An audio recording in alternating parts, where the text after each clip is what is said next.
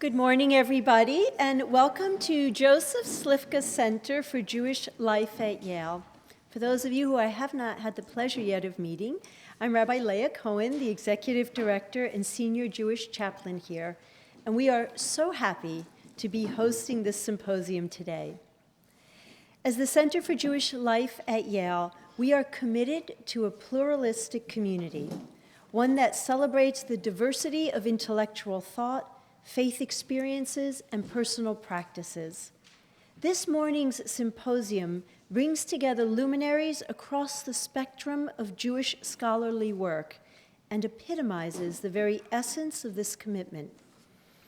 In a world that is becoming increasingly marked by hostility and the inability to listen to one another, we gather in the spirit of celebrating diverse ideas and of yearning to hear one another's voices. Let us pause to consider what a blessing this is. Today, we place ourselves in line with a tradition that emphasizes the need for interpretation, the obligation for discourse, and the centrality of respect. I am reminded of the Talmudic teaching in which the house of Hillel and the house of Shammai are debating a point of law. A heavenly voice speaks out and says, "These and these are the words of the living God," and the halakha is like the house of Hillel. A question was raised. Both these and these are the words of the living God. So why is the halakha established according to the opinion of Hillel? It is because the students of Hillel were kind and gracious. They taught their own ideas as well as those from the house of Shammai. Not only that, but they went so far as to teach Shammai's opinions first. May our symposium reflect these words of the living God, and may this gathering enlighten and inspire all who have come here today. As I turn over the program to Rabbi Shlomo Zakir, I want to extend my personal gratitude for his leadership in arranging this symposium. He worked tirelessly to make today a success, and we are all the beneficiaries of his wisdom, his vision, and his labor. Thank you so very much. Rabbi Shlomo.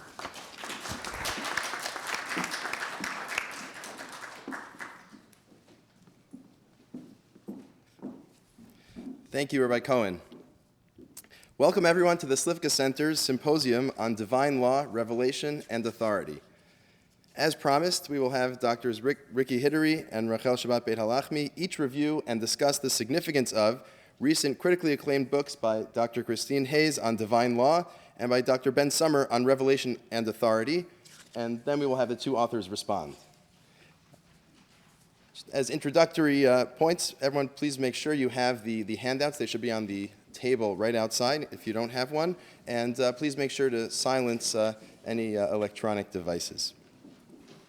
I wanted to welcome all those in attendance: Yale undergraduates, graduate students, professors, New Haven residents, visitors from other universities, including some who traveled up from New York specifically for this symposium. A word about the genesis of the symposium. After I saw each of the two wonderful books published, I initially thought it would be a great idea to have each of the authors come and discuss their book independently.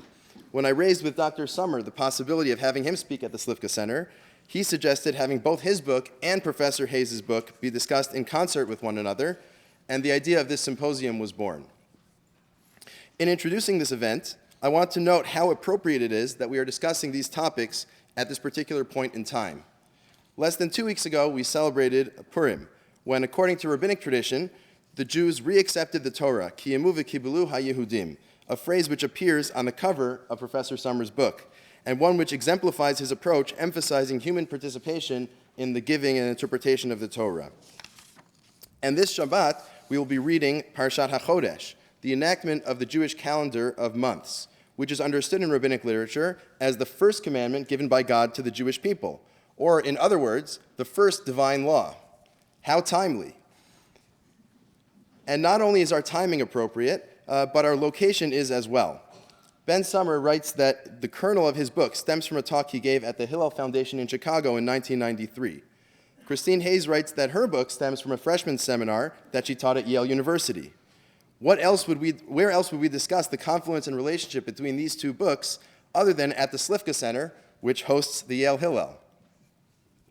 If I wanted to continue this drasha, I could wax poetic about how the weather today, shifting between heat, snow, nice weather, not so nice weather, is certainly an enactment of divine imposition in one way or another, but maybe one that also has a certain human contribution. But I don't want to get political.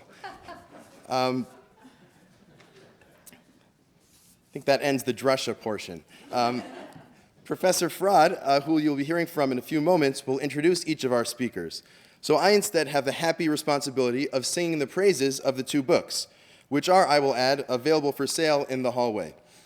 Both are of recent vintage, appearing in 2015, and are both the culmination of many years of work by their authors.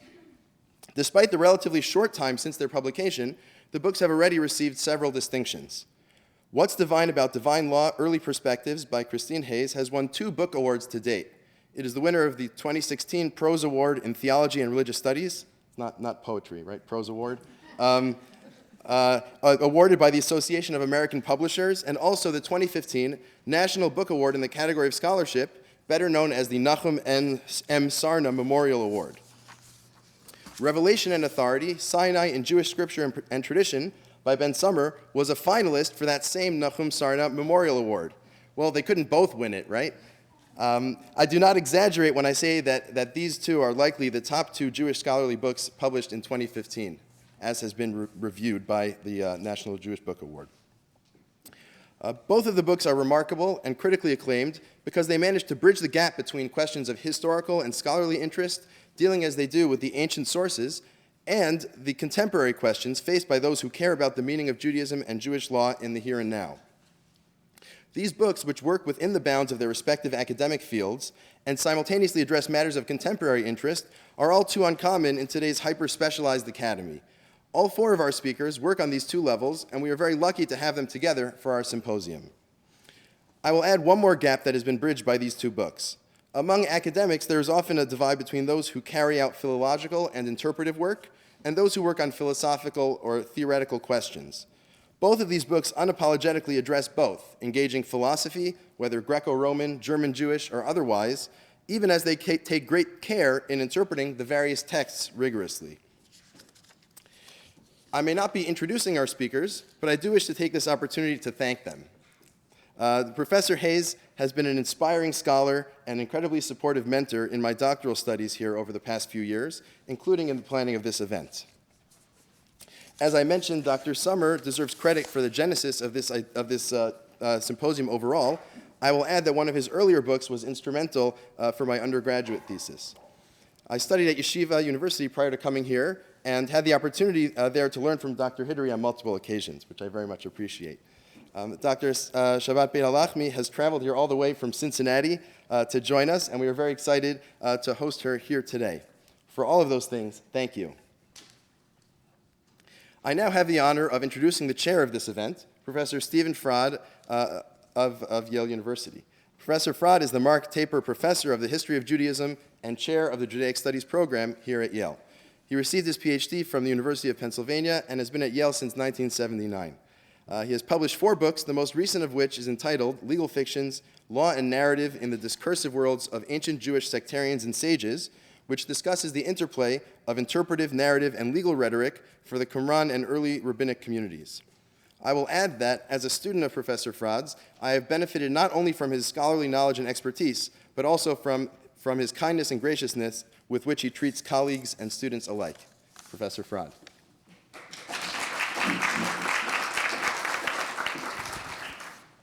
Well, thank you.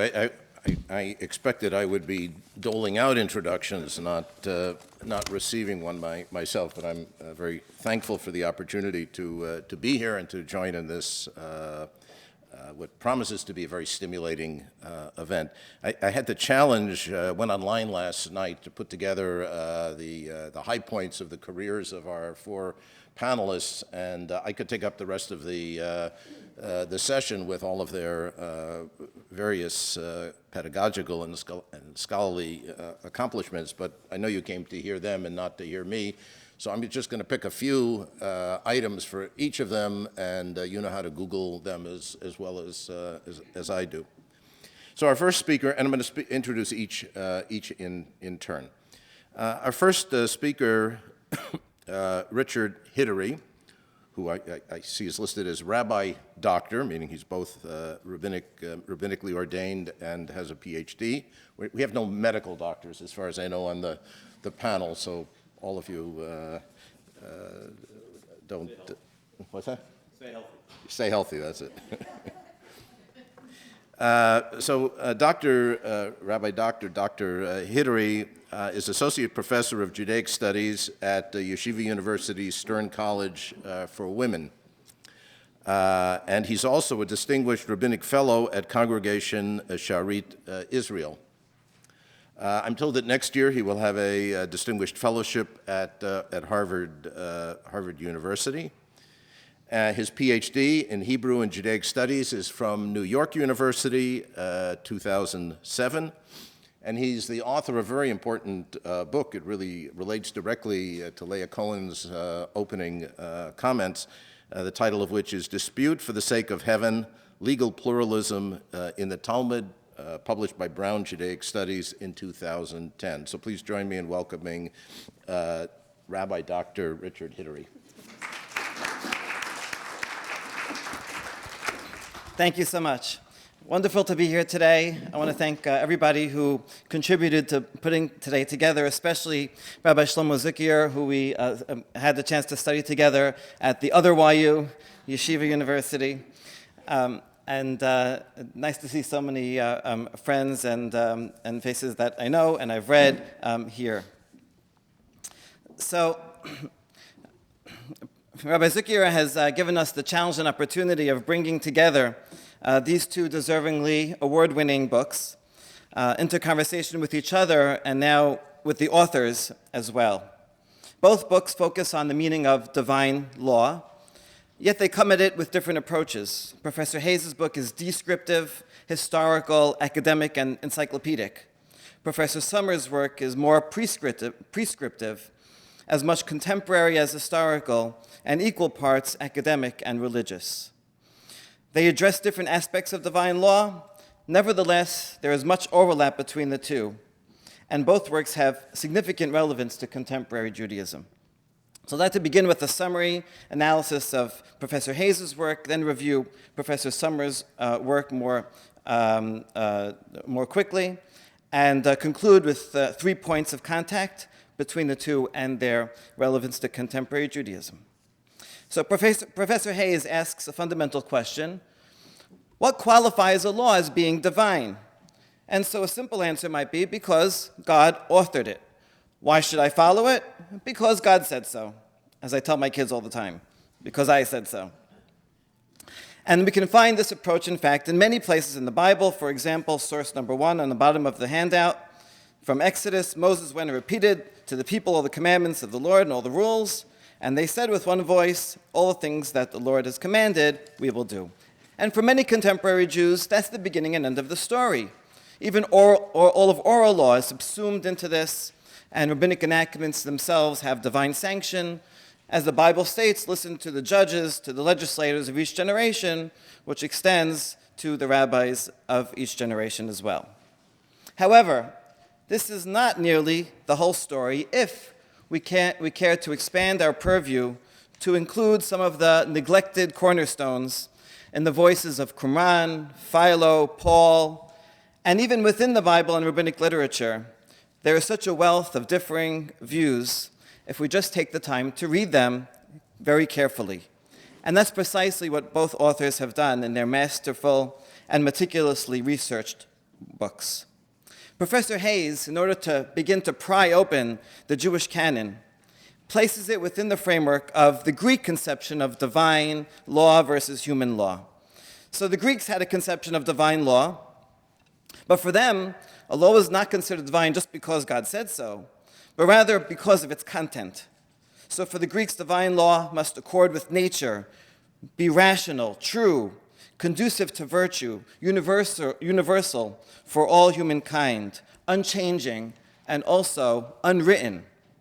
Human law, in contrast, can be written in concrete rules, may be arbitrary, does not necessarily correspond to truth, is particular to only certain people who are under its coercive force, changeable, and not always necessarily leading to virtue. So we ask a question, starting with the Bible. Under which category should we place biblical law?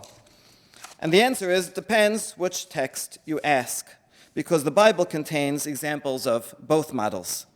So I've taken the liberty of creating a table that is unconscionably simplified, but I think help accurately, at least summarizes the painstaking work and hundreds of pages and footnotes that Professor Hayes has put into this, but at least give an overview of where each source lies. And so if we look at the top line, Biblical Discourse number 1, which Professor Hayes calls a dominant biblical voice.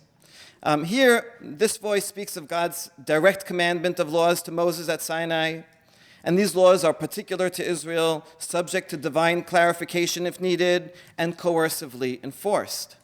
But we can also find a secondary biblical discourse, found especially in wisdom literature, that assumes that law accords with nature, reason, a higher moral order, and that's universal, even if not now, at the end of days, for all humankind, and unchanging. So the first discourse emphasizes obedience to God, and the second one aims at virtue, moral development, inspires and educates rather than coerces.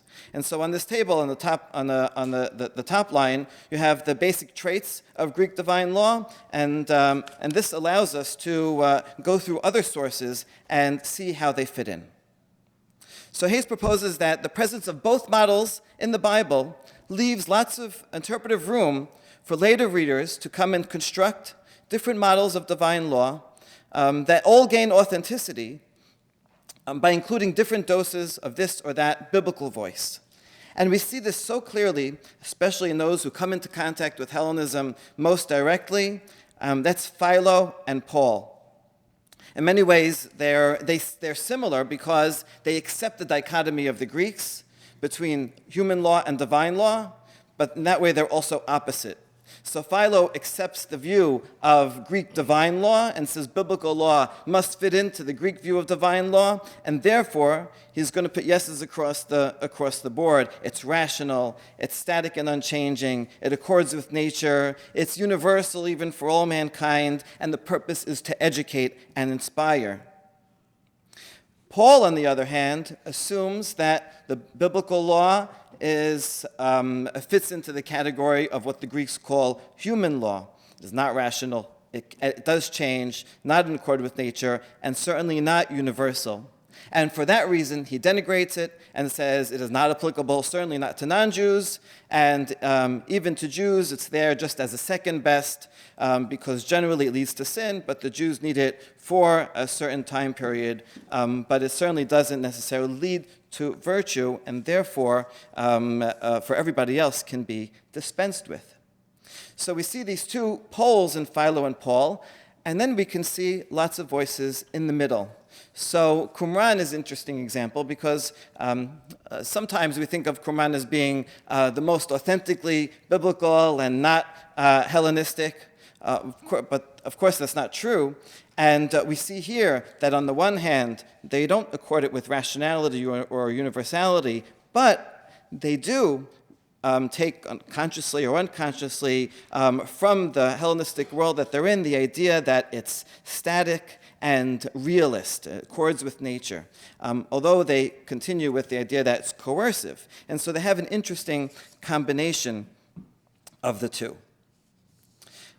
So when we come to rabbinic literature, and this is really the majority of the book is focused on this topic, and it's very complex. It's really a shame to summarize it all in one line.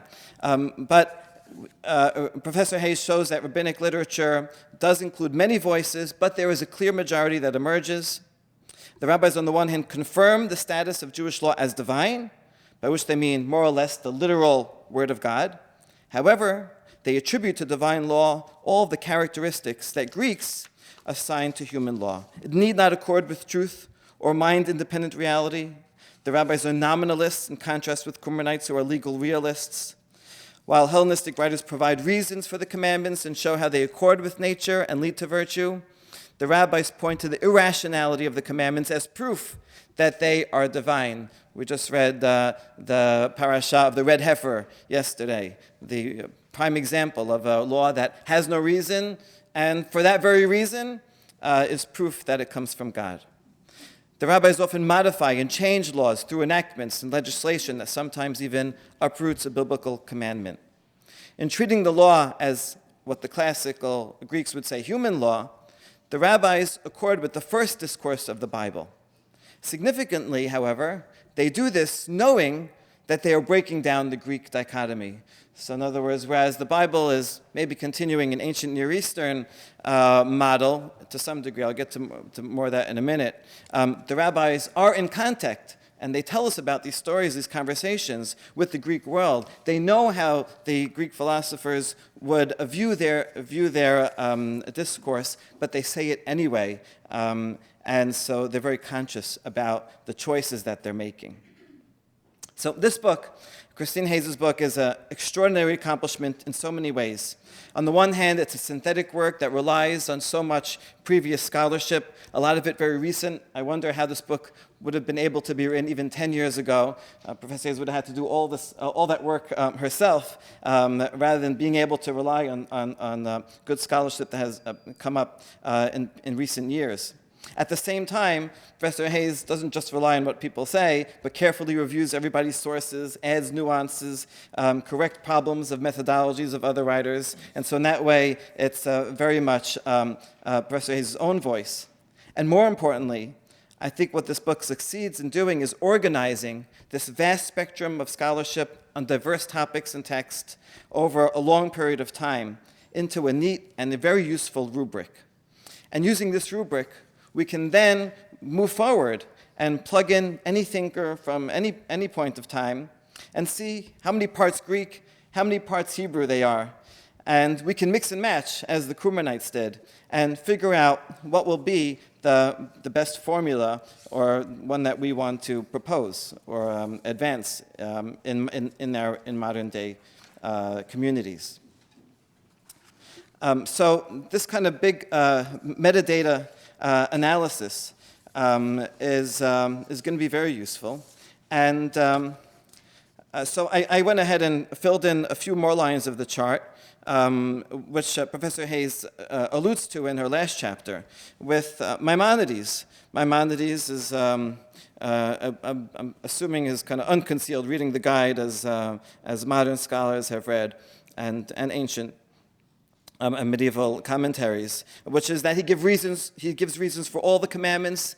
Because if they're divine and God is rational, then necessarily every commandment has to have a reason. And Maimonides explains what they all are in 14 categories.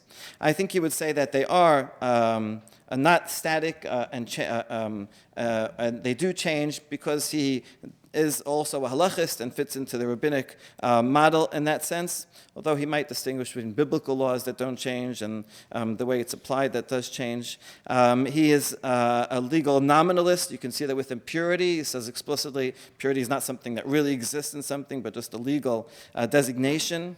He does not think it's universal.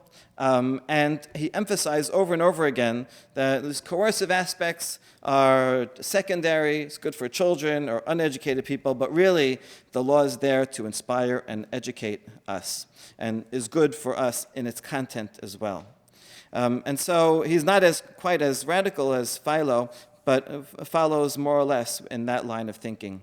The Kabbalists, they take a different view, not quite coercive, but theurgic, the idea that our actions of fulfilling mitzvot can have cosmic effect on the sfirot, on God, and therefore eventually bring also blessing and change things in this world. And so this is not direct coercion, but in some way it is, because if you want health and good life and so on, so it would be a good idea to follow the laws. So they're not going to say it's rational in the sense of Greek rational, even though there are reasons to do it, but the reasons are in a way more for a personal, external benefit. And they would have a sense that they're static and unchanging and accord with nature in their view of the divine world. So Orthodox, Professor Hayes brings us up in citing Rabbi Soloveitchik.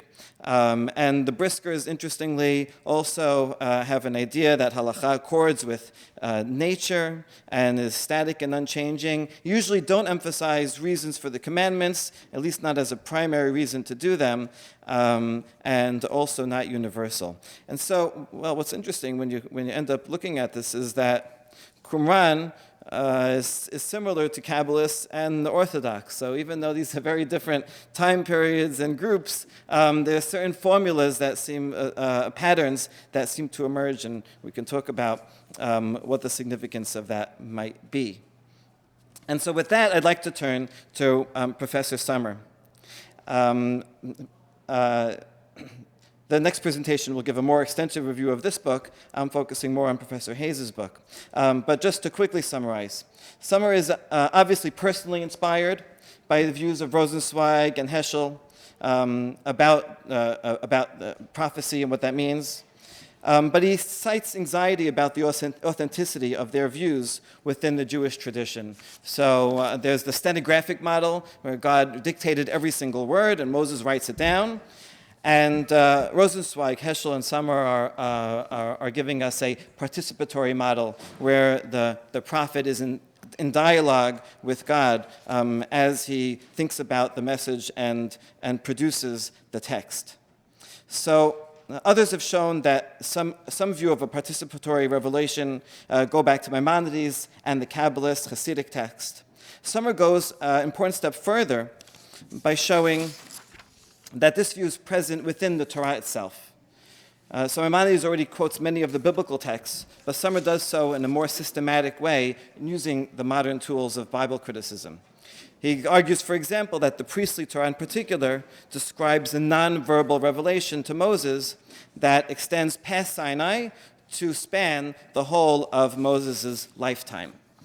So what I'd like to do for the rest of my presentation is first ask one particular question on one of Sommer's proofs, just as an example, and then go on to three more general inquiries and points of comparison. So if you turn to the back of the page, source number 3, here's one verse that Sommer cites, Numbers 7:89, that says, when Moses went into the tent of meeting to speak with God, he would hear the voice addressing him from above, the cover that was on top of the ark. Vayishma takol middaber elav me'al hakaporet. And middaber is an interesting grammatical formation. It's a hitpael, some kind of reflexive. And Sommer offers three different interpretations for this verb. One is hitpael could be a reciprocal action, so that middaber may refer to communication that moves back and forth between God and Moses. Or a second, ongoing action, so that means he would hear the voice continually speaking to him. And third, that of Rashi, is this voice is speaking to itself, and Moses would overhear on his own. Sommer prefers the third of Rashi as being the most in line with a participatory view of revelation. But my question would be, even according to this third view, it still assumes a verbal aspect. And Rashi, it's not clear how he accounts for the word elav, to him, to Moses. So it is directed to Moses. It's not just God speaking to himself. That has to be accounted for as well. And so from a grammatical point of view, it would seem that either of the first two interpretations that Sommer brings would be grammatically preferable, but they also assume some kind of verbal communication. And so while I agree in general that with your conclusion that we do find many verses that disclose a complex ambiguity surrounding the simple stenographic model, I'm not sure about if we can use these to jump to what Heschel and Rosenzweig are describing as a participatory model. Okay, so now I'd like to conclude with really 3 points of overlap between the two books and hopefully put them into productive dialogue with each other. The first question is about which model is best for us today. The second question is about ancient Near East. And the third is about oral and written law. So first, let's get back to the chart. And I'm wondering, how would Professor Sommer fit into Professor Hayes' rubric? And so I'd like to ask Sommer to elaborate on how you think we should motivate a community towards halachic observance, assuming, in light of the Pew study and so on, that halachic observance is something I think all denominations are thinking about or rethinking to some degree. And I think it's something that you promote. And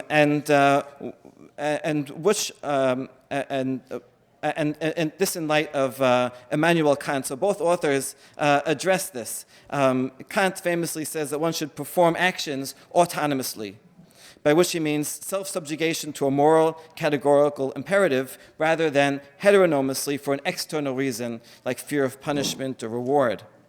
And so if one performs a mitzvah because God said so, where does that fall? Rosenzweig, as Sommer quotes, says that it's still called autonomous when doing a mitzvah because God said so, and that is the ideal, and I think Sommer agrees with that, but you can let me know. Hayes quotes Urbach and Heinemann that say doing something because of God's will is called heteronomous, and autonomous would be doing it for rational reasons. And so even applying which one is Kant's ideal, is it the divine law or the human law aspect, comes out as a difference between these two works. Hayes does not take sides, but in her estimation of the rabbis is that the ideal is to obey God, is to obey because of God's command. So my question is, which model do you think will work best in our modern communities? Coercion may work in a close-knit community, but in a modern individualistic lifestyle, not as well. So should we draw on Philo and Maimonides? Sommer doesn't say this, but rather encourages us to hear God's direct command for ourselves in an ever-renewing prophetic experience. Perhaps you can elaborate on this interesting possibility, how you might see this in action in a synagogue, in a day school. And I would ask Professor Hayes also, I know you're going to say you're just a historian and you're just going to be descriptive, but maybe you can, since we're in the Slifka Center, not just at Yale University, be prescriptive for a moment and tell us what you think about this issue as well.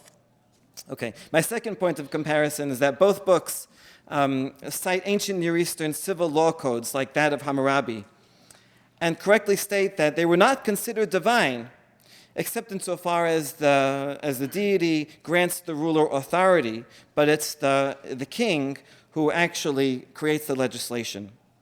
I think that's true, but I want to ask about ancient Near Eastern religious worship, which dictated many obligations necessary for humans to perform for their deities in order to receive rain and fertility. And so sacrifice, magical rites were routinely and divinely mandated. And so if we consider these texts to be divine law or directive in some sense, then isn't that more similar to Greek human law in its particularity, irrationality, sometimes immorality and coercion? And if so, then the dominant discourse in the Bible, number one, which rejects these, is in a way similar to that, but rejects these rites in favor of a simplified and limited form of worship, because God doesn't need animals and doesn't require anything of us for his own good, but rather wants us to live morally, take care of the poor, and so on. And so I wonder if the biblical laws are not based on capriciousness of pagan deities, but rather focus on content and beneficial goals of the laws for their adherents. Classical statement, this is Micah chapter 6, which I have here in source number 2. Right? God doesn't need your thousands of rams, He's told you that what he wants is justice, goodness, and to walk modestly with God. So I haven't done a quantitative study, but I think that this is a rather pervasive throughout the Bible, starting with the biblical flood story, which focuses on morality, versus Gilgamesh, which assumes capriciousness of the gods. And if so, perhaps divine will in the Bible is also closer to Greek divine law than it might appear. Professor Hayes has a beautiful line, is on page 52, where she writes, she kind of brings all the discourses together and says, insofar as biblical law is grounded in the nation's history about itself, its addressees and ideal human types are members of a covenant community whose historical encounter with the divine sovereign underwrites its continuing fidelity to his will for the formation and preservation of a holy, just, and wise nation. I could imagine concluding a drasha with that, right? And so I'd be interested to hear from you, from both authors, how ancient Near Eastern religious worship can help us highlight the direction of the biblical message and biblical notions of legal prophecy. And my last point relates to oral versus written. Professor Sommer includes an excellent chapter that attempts to equate written law and oral law, and includes many important points. However, I think there's still a fundamental difference in that written law is subject to midrashic exegesis, like Gezerah Shavah, Ribuy, and oral Torah is not. And I want to stress this distinction because Professor Hayes makes a fascinating point about it towards the end of the book on page 326. She writes, the divinely revealed written law, written Torah, is understood to be static and eternal on the one hand, while oral law is understood to be a living, growing body of tradition that develops and revises the divine oral law over time. This is an ironic reversal of the classical model. In Stoic natural theory, the perfect and immutable divine law is by definition unwritten, while the imperfect, changing laws of humans are written. For the rabbis, it is the perfect and eternal divine law that is written law, and the ever-evolving law responsive to particular circumstances that is unwritten. So I'd like to expound a little on the significance of this point, of this reversal of written and unwritten. I think it's hardly surprising that the Greeks prioritized unwritten, because from Plato's Forms to his writing in the Phaedrus to Saussure, Western metaphysics always prioritizes speech over writing. Speech was considered a direct interaction with the speaker, while writing was merely a pointer to it, a signifier to a signifier to the signified. The rabbinic prioritizing of written law points to a fundamental philosophic difference. As already argued by Professors Jose Faur and Susan Handelman, Jacques Derrida deconstructs the priority of speech over writing. And in doing so, he recalls an ancient form of Hebrew thinking. Derrida's writing best represents the breach between intention and for Derrida, writing represents the breach between intention and interpretation, between author and reader, that always exists even when we are speaking face to face, because language is always mediating and always deferring meaning. Some people have accused Derrida of creating a kind of self-fulfilling prophecy by purposely writing in a confusing way. My wife had the privilege of studying with Derrida at NYU, and she says that in person he was very easy to understand. But if you look at, there's a couple of quotes here where he defends himself. So let's look at quote number 5 on the page. Derrida writes, I have often been accused of writing things that are unnecessarily difficult that could be simplified, and I have been accused of doing it so on purpose. I'd say that this accusation is just and unjust at the same time. It is unjust because I really try to be clear, but I have to admit that there is a demand in my writing for this excess, even with respect to what I myself can understand of what I say. The demand that a sort of opening, play, indetermination be left, signifying hospitality for what is to come. One does not know what it means yet. One will have to start again to return, to go on, so on. As the Bible puts it, of the place left vacant for who is to come, for the arrivant, maybe Elijah, preparing for Passover now, so this is relevant. Maybe anyone at all. There has to be the possibility of someone still arriving. There has to be an arrivant and consequently the table has to mark the empty place for someone absolutely indeterminate, for an arrivant who may be called the Messiah, and so on. And so for Derrida, writing necessarily leaves open gaps, and this is true all the more so for biblical writing, as Robert Alter has written here on the basis of Eric Auerbach. So the gaps, the repetitions, and the contradictions within the Bible are all there to invite the reader to interpret. And so this fits really nicely with what Professor Sommer has said, the last quote from Derrida. What if it were only by way of the historic event of revelation that the revelation of revealability as such manifests itself? So the most important thing that is revealed is on Sinai is the fact that there can be something more to reveal. So I think this may point to a fundamental difference between Greek thinking and Hebrew thinking on what it means to have a perfect law. So for the Greeks, it's something that is unchanging, that is there all along, complete, independent, untouchable. But for the Hebrews, a perfect text is one that requires continual revelation, dynamic, interactive, is dependent on us, and is ever growing.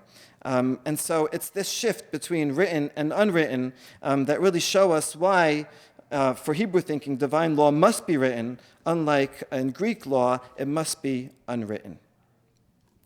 A concluding point, Professor Sommer promotes his view as being important, especially for modern times, because it gives us a sense of humility and prevents religious fundamentalism.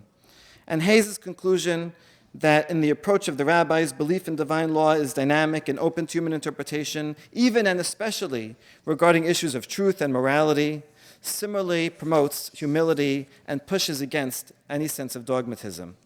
I think that today, more than ever, this sensibility must enter into modern religious discourse, both in diaspora and in Israel. Both of these books show that different people and groups require different approaches. Not everyone can fit in to a single mold. Luckily, the rich biblical and Jewish tradition contain such a vast plethora of inspired voices, sometimes discordant, other times complementary, but always and always authentic. Thank you.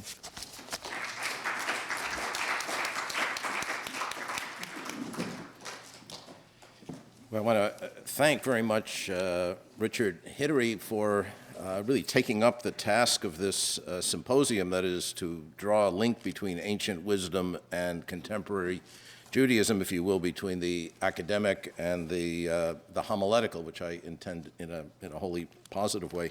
I learned something interesting. Few of us have the honor of having our last names become a verb, but we're told that Sommer summarizes.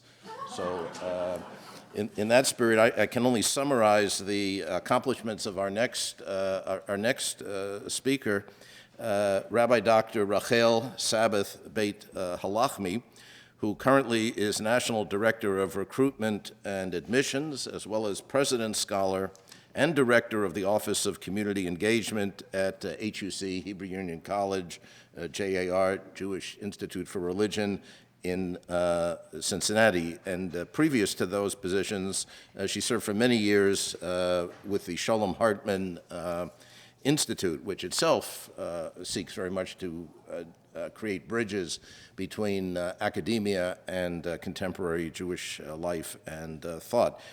She is the author of, or co-author, together with Kerry M. Olitsky, of a volume, Striving Toward Virtue, a Contemporary Guide for Religious Ethical Behavior. She was ordained at HUC JAR and holds a PhD in philosophy from Jewish Theological Seminary. So you see in her own career path the ability to bridge precisely what we are seeking to bridge at this symposium. So please welcome with me Dr. Rachel Sabath Beit-Halachmi.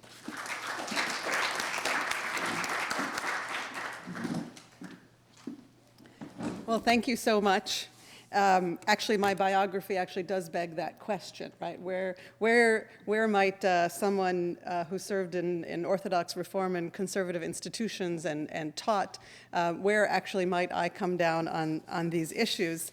And in fact, I am so excited to be here because I think that what happens often in Jewish communal life is an attempt to identify people by denominations. And I think the thinkers that we have the opportunity to discuss today actually wonderfully avoid that and wonderfully challenge us to really think deeply about the issues at hand.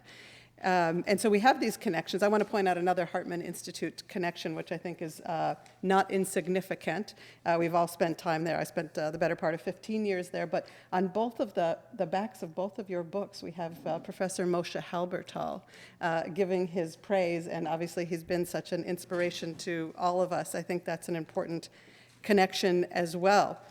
So this past year was an important year for those of us who care very deeply about the academic study of Torah, rabbinic interpretation, and theology. For those of us who have staked not just our academic careers, but our lives on the possibilities and consequences of these projects, we must be particularly grateful to these authors and what they have given us. So thank you. Given the severity, if sometimes mistaken, role of faith and religion in the various and horrifically violent crises in the world, we must be especially grateful for these works that clarify the history of religious interpretations and consider so carefully how they can impact communities and countries. Such close readings of our ancient sacred texts, their histories, and their interpretations should very well inform our contemporary Jewish theology. They inform our prayer books. They inform how we in our communities serve God and each other. Scholarship on these matters is essential because it inspires the kind of deeper intellectual engagement that our Jewish tradition seeks to foster, as these authors and as you, Ricky, argued earlier. They inspire us to get that deeper intellectual engagement by checking our sources, by seeing the multiple voices and strands of argument within them from the moment of revelation itself and perhaps before. For those of us who straddle these worlds of religious, rabbinic, and Jewish communal life alongside with other projects in the academic world, and who care about the practical, universal ethics that might be implied in this work, such efforts as are just being discussed today, which speak to religious and communal issues and also significantly ground their arguments in historical, philosophical, theological, and religious primary and secondary texts, are particularly precious. It is works such as these that can intensify the thoughtful engagement of our leadership and of our communities in the deepening of Jewish life in our time. So among the many impressive books that were published this year, we are so grateful for these two books that we're engaging with today. We're grateful to Professor Sommer and grateful to Professor Hayes. But when we consider these most recent works, unlike when we consider the biblical text itself, the problem of interpreting biblical revelation, we are lucky enough to do so in the living presence of the human authors of these texts themselves. And we can, and I hope will, engage in some dialogue and maybe even some debate and disagreement. But these authors themselves can respond to our questions, to what the works inspire in us, and they can help us ascertain what they actually intended. They can clarify any misunderstandings, elaborate on the implications of their words, and possibly even engage in the kind of ongoing dialogue that our sacred texts sought. So each book in its own right, and Ricky, you did such a beautiful job of summarizing, and I love it when we have a chart that helps us understand such incredibly profound array of sources in Professor Hayes' book, which really asks us some of the biggest questions of Jewish life and Jewish thought. Professor Hayes' book, as well as Professor Sommer's. What actually happened at Sinai? How divine is divine law? What is the human role in revelation at Sinai, and why does it matter? Why should it matter? And of course, what ultimately is the goal of revelation? What does all of this mean in our time? Is the goal of revelation to create the kind of consistency and obedience and clarity and unchanging nature as some of our sources do? Or is the goal of revelation to create an ideal person, an ideal community, an ideal people, an ideal world? So even if we may disagree with some of your conclusions or your methodologies, how important is it to consider carefully these two powerful intellectual responses of our time and the core questions of Jewish life and law? We can only benefit collectively from a careful analysis and an open discussion of these questions. What these works share, you laid out so beautifully for us, so I don't need to repeat it. But what I am also struck by, as you were, Ricky, is how each scholar approaches this shared question, the divine nature of Torah and Jewish law, combining academic rigor and new investigations of the ancient text. And yet we should note that both affirm a sense of the law and the reading thereof, which does change over time and according to different readers and interpreters. There are many voices behind the voices of these authors. A postmodern reader will want to consider some of the contexts, the shared influences. We might also want to ask what is achieved and what has been lost by their approaches, by their conclusions.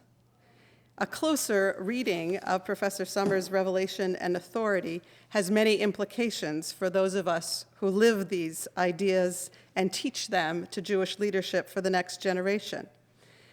What I love are actually two texts in particular in your book, Professor Sommer. Toward the end of your book, you cite a midrash, which really underscores the project as a whole, and there are various versions of this midrash in the Mechelta de Rabbi Yishmael and other midrashic collections. According to this teaching, right, at Sinai, God actually arranges for the whole nation of Israel to hear, and this is based on some of your work as well, to hear Moses and God engaging in a debate, in the course of which God agrees with Moses' words. And so God saw to it then, according to the rabbis in many texts, some of which we can look at together, God saw to it, writes Professor Sommers, that the human recipient, or rather the participant in revelation, won the debate. Professor Sommers points to several binaries that actually form the core of his work, binaries, dialectics perhaps, and attempts to bridge them. Participatory versus stenographic revelation, scripture versus artifact, maximalist versus minimalist, descriptive versus constructive or polemical interpretations of Sinai. And most profoundly, he argues that modern Jewish thought is a continuation of biblical thought. What an impressive and important argument. But the postmodern or post-halachic reader might be beset by a number of issues that arise in the book and by some of your conclusions. Your methodology raises a set of questions which reveal, perhaps, some question about a methodology such as yours. At several key moments throughout the work, while you ask these questions, there's a consistent conclusion that you reach, essentially that the faithful modern interpreter will be one who reaches similar conclusions to the biblical authors and your understanding of the two main thinkers that you bring, namely Rosenzweig and Heschel. But it might not be so. It is certain that many other thinkers, liberal and post-halachic, postmodern, and defined in many other ways, read Rosenzweig and Heschel in a very different way, as you note. So you say, we cannot know if we are expanding the bounds too much or too little, in the right direction or in the wrong. But the thrust of your work makes the argument and assumes a kind of certainty that a more legalistic, law-abiding, obligation-focused Rosenzweig is more correct than Buber, that Heschel is more correct in his kind of neo-Orthodox approach to halacha for the sake of argument than other thinkers, perhaps thinkers like Eugene Borowitz. So this question of the shift of authority from a commanding voice of God to an authority that each of us as individuals might have as autonomous human beings is really the question that must be asked anew. So in your attempt, Professor Sommer, to widen the possibilities of revelation and authority that can lead anew to some new constructive possibilities, we actually arrive at, as I know you note, especially because of how you end your book, the same unanswerable questions about the limitations of authority and revelation, even with your wider lens. I note that Professor Sommers concludes his book by quoting a poem of Yehuda Amichai. I think it would be difficult to define Amichai, of blessed memory, as being one who was halachically observant, for lack of a better term. And so I love your book in so many ways precisely because of how it brings together this vast array of thought and text. So, of course, we have to then ask, as you do, who is, you actually argue, and I want to ask, you argue that the Beit Din, and quoting various thinkers, including Halbertal, that it's really the Beit Din of each era that will determine what was the faithful, or what is the faithful response to divine revelation and the covenant it demands. Who has the authority to appoint it today? And so these questions are very much alive in our communities here in North America and, of course, in Israel.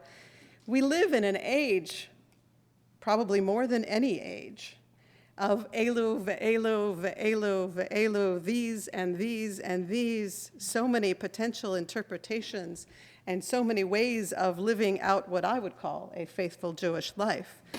But at some point you are saying, elu ve'elu, aval mamash lo elu, these and those, but not those. Or as a colleague once said to me, Rabbi Aryeh Clapper, when we talked about the 70 faces of Torah, somebody who we all know well, he once said to me when I said, what about those 70 faces? What about Elu ve'elu? And he said, well, that's right, but woe to the 71st. So in fact, we are up against that question of what the limits are.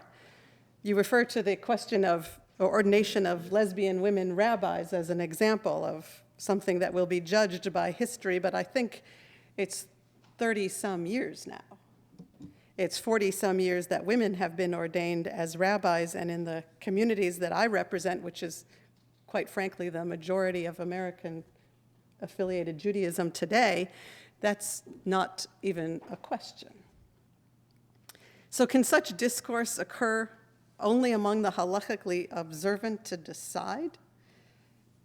Or should we really go out, as you suggest in chapter 3, and see what the people are doing, to quote the famous rabbinic text? But then we have to ask the question in every age, which people? Doing what? So you reiterate, in consonance with this dictum, it is observant Jewish communities even more than the sages of each generation that ultimately determine what Jewish law is. And of course, perhaps what we want to get at today is what might be the definition of observant Jewish communities. These questions are very relevant, so I am so grateful that you brought them to the fore, and I myself have written a great deal about a scholar who just passed away two months ago, Rabbi Eugene B. Borowitz, who actually pushed our community to see ourselves much more as obligated by divine authority, but not in a legalistic sense in his development, and he was the one to coin the term in a Jewish context of covenant theology, a covenant that is based not on halakha alone and not on ethics alone. What does it mean to live in an age in which the majority of Jews are not actually interested in or responsive to an authoritative determination of many of the texts that we here love today? Is there then no way to be authentically Jewish without observing a binding covenantal law according to halakha, as determined by a particular Beit Din of our age? Is that the only possible way to display one's covenantal loyalty? I know that one cannot, neither of you or any of us can possibly right about everything and every thinker. But we do make self-conscious choices. And so I was grateful to you, Professor Sommer, for your struggle with how one might read Heschel and Rosenzweig. And of course, I hope that you'll respond to some of my concerns about your conclusions. Because in particular, it seems that there are two main bodies or schools of thought that don't have enough voice yet in our conversation. One would be the school of modern liberal theology, and the other, of course, would be the school of feminist thought and theology, one that I hope we can give more voice to today. Some textual interpretations, you write, some legal rulings and theological teachings are out of bounds. Which additions and alterations are Torah, and which go beyond the oral Torah's invisible but real boundaries? At this point, I want to draw our attention, if I might, just for a few minutes, to some of the texts that you have before you, just so you can, for those of you who may not yet have read all of these books, but you will soon, right? Get a sense of the incredible richness of the voices and the texts, as Rabbi Hidary also showed us. Just in the next pages of your handout, you have a selection of really how Professor Sommer begins the book and asks us to think about what actually happened at Sinai and how the revelation itself is heard in so many different ways, that there are voices, that there were visions, that there was smoke, and that even the question of what actually happened between Moses and God and how was it translated to the people is actually something that the biblical text itself wants us to feel the ambiguity about. If you turn the page, it says page 2, I believe, at the bottom, in the second section, just these are two important texts for us to feel today in terms of the incredible breadth of rabbinic texts that Professor Sommer refers to and talks about. The first, of course, is the famous text of Moses in the teaching of Rav. When Moses ascended to the heavens, he found the Holy One, blessed be he, doing what? שעלה למרום מצא לקדוש ברוך הוא שיושב וקושר כתרים לאותיות. That God was attaching crowns to the letters. God, the great calligrapher. He said before him, Master, is there one man who will exist after... He said before him, Master, there is one man who will exist after many generations, and Akiva, the son of Yosef, is his name, who will in the future expound on every crown and crown, piles and piles of laws. Right? So there's going to be a purpose to that which is not yet written. Master of the universe, show him to me. And we have this very famous text where Moses gets to go and sit at the back of the Beit Midrash of Rabbi Akiva. And he didn't know what they were talking about. He didn't know what they were talking about. And he got upset. As soon as he got to one other thing, his students said to him, right, they came in their discourse, our teacher, from where do you learn this? And he said to them, right, it is Torah leMoshe Sinai. And he was calmed down, or literally his mind was put at ease. So we have there one of the great rabbinic texts, and of course there are several that push and teach this aspect of the participatory and the ongoing nature of revelation and the creation of law for the generations, so much so that even one who was present at revelation is not aware of it and cannot even comprehend it. The second text, of course, the one that's so beautiful and on your cover and we referred to earlier, is this wonderful text, which I think is terribly important when we think about law and its development over the generations. The text from the Bavli and Masechet Shabbat, V'yityatzvu b'tachtit hahar, is the biblical text being interpreted here, where the Israelites at the foothills, or in this, as this famous text has it, מלמד שכפה הקדוש ברוך הוא עליהם את ההר כגיגית ואמר להם, right? אם אתם מקבלים התורה מוטב, if you accept my Torah, great, as this great mountain is being held over your heads. ואם לאו, שם תהא קבורתכם. Here, in this place, will be your grave, your graves, a mass grave, if we don't say yes to Torah.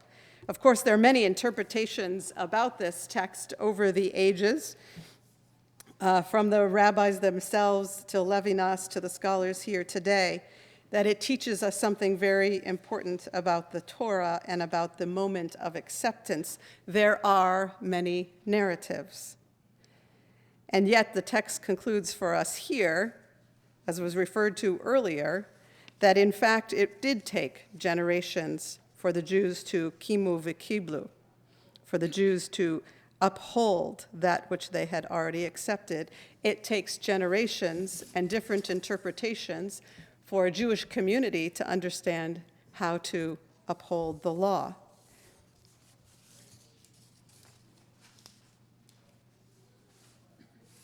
So what really are the boundaries? Asking this question is crucial, as Sommer writes, but answering it on philosophical, theological, or hermeneutic levels is impossible.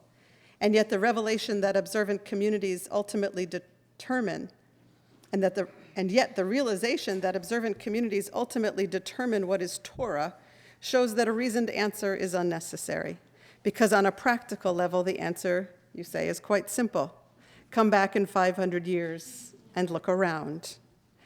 But I don't think that is really your only conclusion.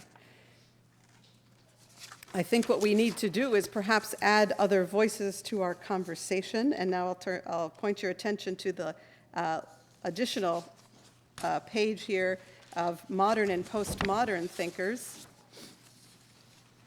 And we hear modern and other postmodern thinkers such as Levinas and Borowitz pushing forth the idea that in fact it is quite legitimate and quite authentic and quite true to Revelation to understand in our own period of time the powerful and important role of the Jewish self with autonomy, but as Borowitz would argue, also limited autonomy by definition of being a Jewish self who stands together with the Jewish people in his or her age. I look forward to some responses and to our continued conversation. Thank you very much.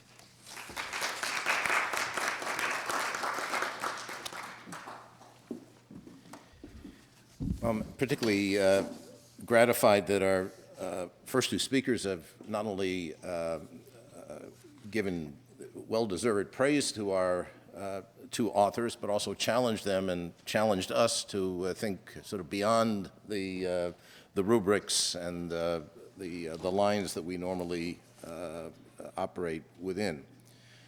We're going to now have two responses, first by Professor Christine Hayes and then by Professor Ben Sommer.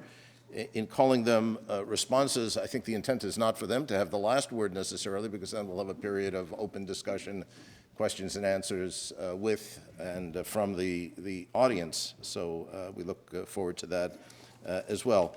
I was just thinking that we've had three of the great seminaries, Jewish seminaries, represented on our panel, Yeshiva University, JTS, and HUC. So we might ask, where does Yale fit into this? Of course, we have a divinity school, but that's not part of today's program so much. So I thought maybe we should think of Yale as Urim V'Tumim University. And in that spirit, it's my honor and pleasure to introduce my colleague, Christine Hayes. Again, I have to be somewhat summarizing. She is the Robert F. and Patricia R. Weiss Professor of Religious Studies in Classical Judaica here at Yale in the Religious Studies Department and the Judaic Studies program. She received her PhD in Talmudic and Judaic Studies from the Department of Near Eastern Studies at the University of California in Berkeley in 1993. And I'll just mention three of her books, award winners all. Of course, we're talking today about What's Divine About Divine Law, Early Perspectives from Princeton University Press in 2015, the winner of two major awards, including the National Jewish Book Award in Scholarship for 2015. Her book, Gentile Impurities and Jewish Identities, Intermarriage and Conversion from the Bible to the Talmud, was, I believe, a finalist for the National Jewish Book Award.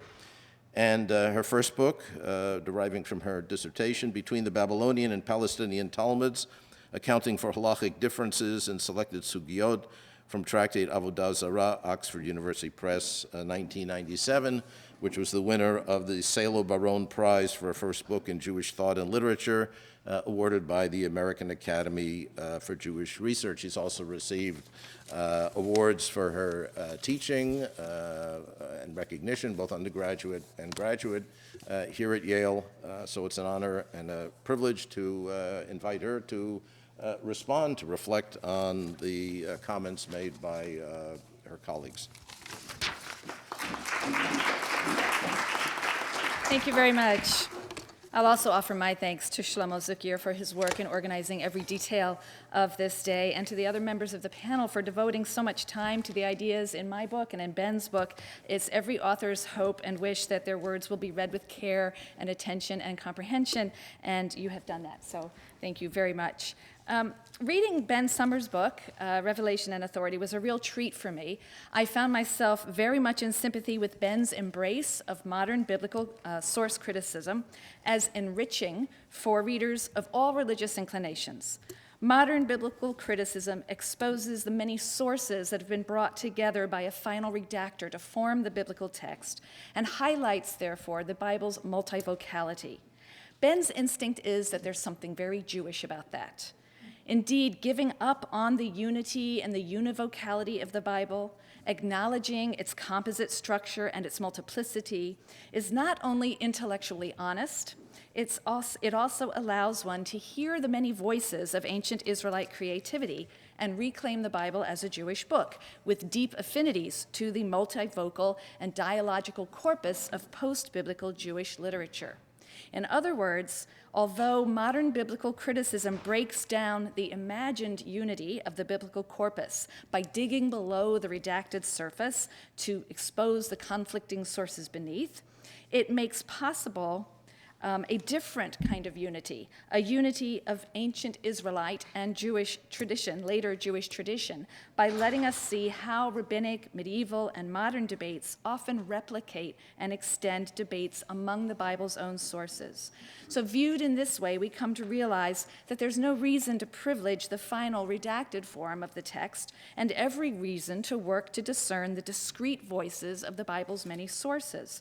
By embracing source criticism and reading the Pentateuch for disunity, we discern overarching trajectories that establish a greater unity of Jewish intellectual history. And this, I think, is a wonderful insight in the book, Ben.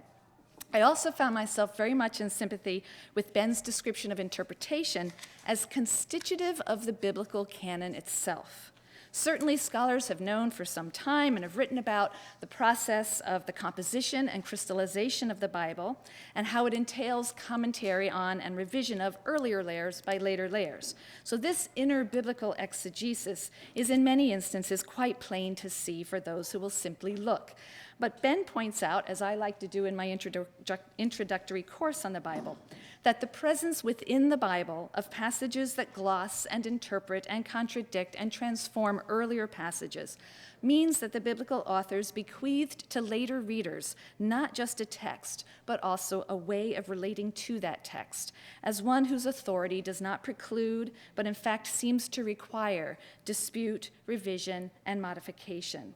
It also means that the distinction between Scripture and later tradition, or Scripture and its reception and interpretation, is a very blurry distinction. And one of the more interesting claims of the book, Ben argues that it is in fact non-existent. Studying inner biblical exegesis or interpretation breaks down the dichotomy between a primary text, Scripture, and then belated commentary, all of post-biblical interpretation. so much so that we may understand the written Torah as itself the earliest form of oral Torah. Since the Torah is already humanly mediated, already a translation of revelation, then there is no written Torah, only oral Torah, some of which happen to end up getting written down. Only human responses to revelation, only tradition. And we'll return to what's at stake for Ben in that provocative idea in a minute. Finally, I saw a real connection between Ben's work and my own in the idea that revelation takes the form of a dialogue between God and Israel, what he calls participatory revelation. Participatory revelation places a premium on human agency and, quote, depicts a God who accomplishes his providential task through the free will of human subjects, unquote. Ben connects this notion with Heschel's concept of the prophet. The prophet is not a mere vessel or vehicle used by God to convey a message, but a partner who shapes the message. In chapter 7 of my book, I also talk about the partnership between God and humans in the articulation of divine law. But now I'd like to point out a way in which the books are profoundly complementary of one another. The issue that is the starting point and the driving question in Ben's book is the perceived threat that modern biblical criticism poses for the contemporary religious reader of the Bible. And this starting point of Ben's book is actually the ending point of my book. So I'd like to retrace the elements of the argument that lead up to Ben's book, the elements in my argument that lead up to Ben's book, and then show where I think Ben's theory of participatory revelation fits into this grand narrative that I'm trying to tell. So I'm going to try very hard not to replicate what others have already said about the thesis of the book, but I have a different model, which is the last page of your collection of handouts, so you might want to have that ready. I'm going to give a more schematized version. I'm not going to go into details of specific positions quite as much, so I hope I'm not replicating Ricky, but I hope you'll see why I need to kind of give this schematic version of my argument so we can see exactly where Ben's book would sort of fit in. So as Ricky noted, my book really begins with a very simple question. What do we mean when we say that something is divine? More specifically, what do we mean when we say a law is divine? What is the claim that we're making on behalf of that law? What traits are we attributing to that law when we say it's divine? And I began to dig deeper in my historical studies, and I really understood that in the West, we have inherited two radically different answers to that question, two radically different notions of what it is to be divine. Ricky has summarized them for you. In much Greek thought, divine law is divine because it expresses the profound structure of a permanent natural order. Right? And I complicate and nuance this in the book. I go into 10 different discourses of Greco-Roman notions of divine law, but we're going to focus for now on the Stoic notion. It's the one that Ricky outlined for us, and it's the one that's really highlighted in the book. For the Stoics, God is nature, nature is God, God is not distinct from nature. So the natural law, the inherent rational order embedded in nature that governs the cosmos is divine law, and they're the first to use this term theos nomos, divine law, to refer to this permanent natural order that's embedded in the structure of the universe. It's impersonal and it's non-mythological, not something from a deity. Most important, it is unwritten. It is not a set of rules and commandments. By definition, according to Greco-Roman thought, the minute you have rules and commandments in writing, you are in the realm of human law. Divine law refers to a rational order that organizes nature and can be perceived by the wise man looking at nature, right? Rules and commandments that tell us how to behave with our bodies and in our behaviors in civil society, those are human, conventional, positive law. So if you look at the top of the handout, I've given you my quick and dirty version of the Greco-Roman dichotomy. This pervades all of Greco-Roman thought, that there's a dichotomy between divine natural law on the one hand, which is universal, it's everywhere the same because nature is everywhere the same. It is a rational order, it's grounded in reason. It is unwritten because it's an order. It is eternal and unchanging, and it governs the sage. It leads the sage to virtue, the sage who can read the laws of nature and conform his habits and will to it, internally and autonomously motivated to obey the laws of nature, reaches virtue and happiness. On the other hand, there is human positive law, which is the diametric opposite. These are particular laws for particular peoples in particular times and particular states. It's grounded in the will of a sovereign authority. They're not necessarily rational. We don't stop at a red light because it's rational to do so. There's something about redness that makes me stop. I stop at a red light because I get a ticket if I don't. It's coercively enforced. These are arbitrary rules. They're certainly written. written, and they're temporary and flexible and capable of change. If we decided that suddenly our society was stricken with a color blindness that made it impossible for them to discern the color red, we would change this law, right? So that's the Greco-Roman dichotomy. And for many ancient Greeks, then, what makes a law divine are certain qualities inherent in it. Its rationality, which ensures that it is true, it is universal, it is static and unchanging. Okay? By contrast, as Ricky highlighted, and so I'll just quickly review this, according to biblical tradition, divine law is divine. And when I say divine law now here, I'm talking about the Torah revealed to Moses at Sinai.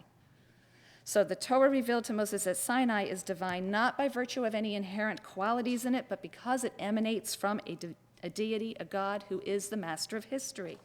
In the dominant biblical discourse, and yes, in the book I go into non-dominant ones as well, but for now, in the dominant biblical discourse about divine law, the law revealed to Israel at Sinai is not the expression of an impersonal, natural, or divine reason, a rational order of the cosmos. It is a written body of legislation, rules, and commandments emanating from a divine sovereign and expressing that deity's will. It's divine in the plain sense that it's authored by, or it is the command of, a deity. The divine laws of the Torah are explicitly not universal. They are quite avowedly particular to separate you, Israel, from all the other nations. I give you these laws today to bind you to me alone among the nations. And because of that, it contains purely arbitrary rules that will mark the Israelites off as distinct from other peoples, dietary laws, purity laws that others will not arrive at rationally and will mark the Israelites off as distinct. And because it issues from an act of will, it can be changed by a subsequent act of will. New rules and ordinances can be issued. Written into the law is provision for when circumstances will change. When Israel comes into the land, for example, you will observe these new and different laws. And of course, when there are gaps in the law, then God issues new rulings, sometimes at the suggestion of humans, such as the daughters of Tzlafachad, who really argue that in the absence of male heirs, perhaps daughters ought to inherit. God listens and says, you know, you're right, I didn't think of that. Moses, write it down. We'll do it this way from now on. So the attribution of divinity in the biblical world does not necessarily, in and of itself, essentially confer upon the law any specific qualities of rationality or conformity to truth or universality or immutability. To be divine is simply to be issued from the will of a divine being. So these two very, very different notions of what it is for a law to be divine collide head-on when Alexander decides to conquer the eastern end of the Mediterranean world, and that creates the cognitive dissonance that the West has been struggling with ever since. The divine law of the Hebrew Bible, if you look at this chart, just doesn't seem to line up with the qualities of divine law that are understood to be part of the Greco-Roman definition of divine law. Instead, it seems to have the characteristic traits of what a Greco-Roman thinker would call human positive law, and therein lies the problem. In my book, I examine the way that various ancient adherents to biblical tradition, all Jews, struggled to resolve that cognitive dissonance that I've just described. The dissonance between the biblical representation of divine law and the very different prevailing idea in the Hellenistic East. This problem can be expressed succinctly as follows, and here I'll have you look at that handout again. Look at where I have biblical claims regarding the divine law. I've got claims in quotation mark. What I really mean to say is this is what you understand about the divine law just from reading the biblical text. There are two main points that you understand. The first is that the Torah revealed at Sinai, it's particular, it's will-based, it contains some arbitrary decrees, it has some temporary rulings, it's written, it changes in response to shifting needs and circumstances. In other words, it has the qualities on the right-hand side of my chart, right? The second claim, or the second point that emerges when you read the biblical text, is that the Torah revealed at Sinai is divine. It's divinely authored. That is a claim that the text strongly wishes to make. Now, how can it be divine and yet possess the traits seen in the Hellenistic world as characteristic of human law? That was the problem that faced Jews for the first time when they encountered Greco-Roman thought on this question. To resolve this problem, you will have to deny one of the two claims about biblical divine law that I've set out here. You will either have to deny claim number one and say the Torah is, to claim number two. You'll either have to deny claim number two and say the Torah is simply not divine, it doesn't meet the criteria of divine law, or you'll have to deny claim number one and declare that despite appearances to the contrary, the Torah revealed at Sinai really is universal, it really is rational, it really is allied with logical and ontological truth, it really is immutable. You need to deny one of them. And as I looked at groups in antiquity, I saw that various people did one or both of those things, one of those things, right? Philo took the first route. He upheld the first claim, the Torah is divine. And because he accepted the Greco-Roman definition of divine and human law, then the Torah must be the natural law of Stoic tradition, and it must have the characteristic traits of Stoic divine law, and therefore it's in harmony with nature, and it's universal. He says it will one day be adopted by all the other nations. It is rational, as a good allegorical interpretation of some of the less rational parts will show. It is true. It lacks contradiction or error. It has never changed, and it never will, and it is even unwritten, which we know because the patriarchs were able to follow it before it was given in writing. Paul, confronted with the same cognitive dissonance, resolves it in the other direction and upholds point number 2. So you see, I've tried to chart this for you. Philo upholds 1, it's divine, and that leads him to deny number 2, which is that the Torah has these characteristics that a Greco-Roman thinker would see as human. Paul upholds claim number 2. The Torah actually is particular, will-based, contains arbitrary decrees and temporary rulings. It's not immutable, right? And therefore, it's not truly divine. So he denies claim number 1. Because it is not divine, it can and should be dispensed with in favor of the natural law written on the heart.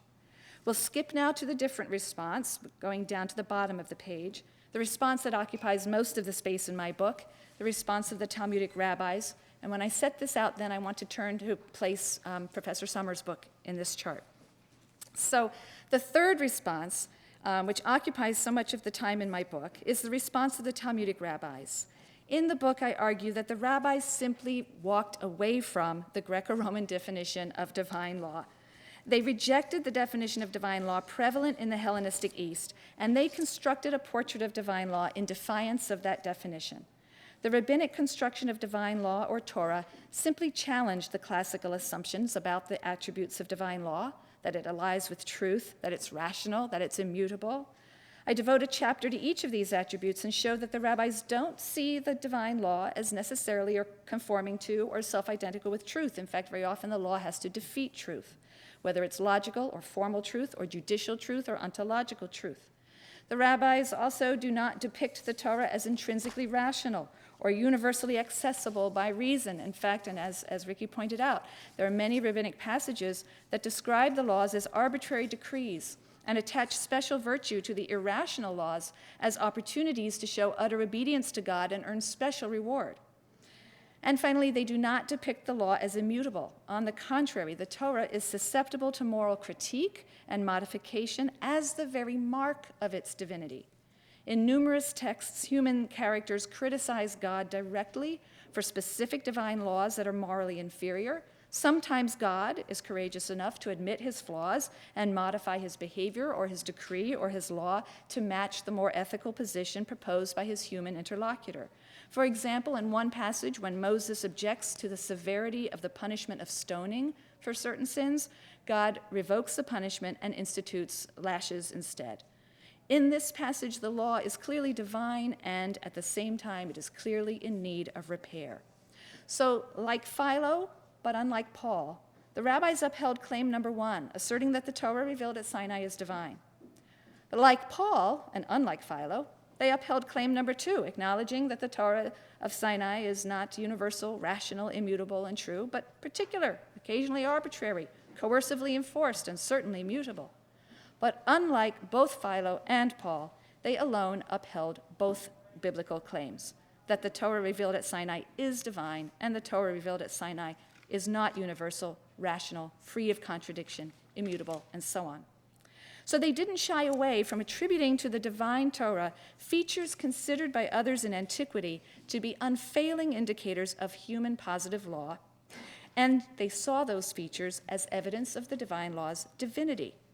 In constructing a portrait of divine law whose very divinity was enhanced rather than impugned by its divorce from truth, its particular and arbitrary character, and its susceptibility to moral critique and modification in response to the shifting circumstances of human experience, They were entirely unique, and they were also entirely scandalous. To those who accept the Greco-Roman conception of divine law, the idea that divine law is not self-identical with truth, is not rational, universal, and unchanging is shocking. Indeed, it's laughable. And I argue, as Ricky points out, that the rabbis knew that. It was a self-aware choice. There are many passages where they depict themselves in conversation with someone who holds that view and is mocking them for their view. So they clearly knew what they were doing. But in the medieval and modern periods, the rabbinic conception of divine law, the divine law of biblical tradition, would be overshadowed in the West. The Greco-Roman binary of natural law and human positive law became controlling paradigms in the conception of law in the West, and their attendant discourses would be embraced by the three biblical religions, although in different ways and to varying degrees. We in the West are heirs to this tradition, and most people today, if you ask them, and I know this because I have done this, if you ask them what it means to say that a law is divine, what do you think a divine law would look like? They'll say, well, it will be the same everywhere, and it'll apply to everybody equally, and it would make sense, it wouldn't be crazy, and it would be unchanging, it would always be the same. In other words, they'll give you the Greco-Roman definition of divine law. It's universal, true, rational, and immutable. And then we, as heirs to that tradition, map onto biblical law, or Torah, the characteristic features of Greco-Roman divine law. And so we bring upon ourselves the very same cognitive dissonance that first arose 2,300 years ago. And it's this dissonance that drives Ben's adventure in constructive theology, which is why I think my book leads to Ben's. And what fascinated me was the fact that Ben has found a fourth solution, a 21st century answer to the 21st century version of the cognitive dissonance whose history I trace in my book. To describe his solution in the terms that I've already mapped out on your handout, right? So if you look now, I've got one section called Theory of Participatory Revelation. That's Ben's theory. In this theory, Ben upholds claim number 2.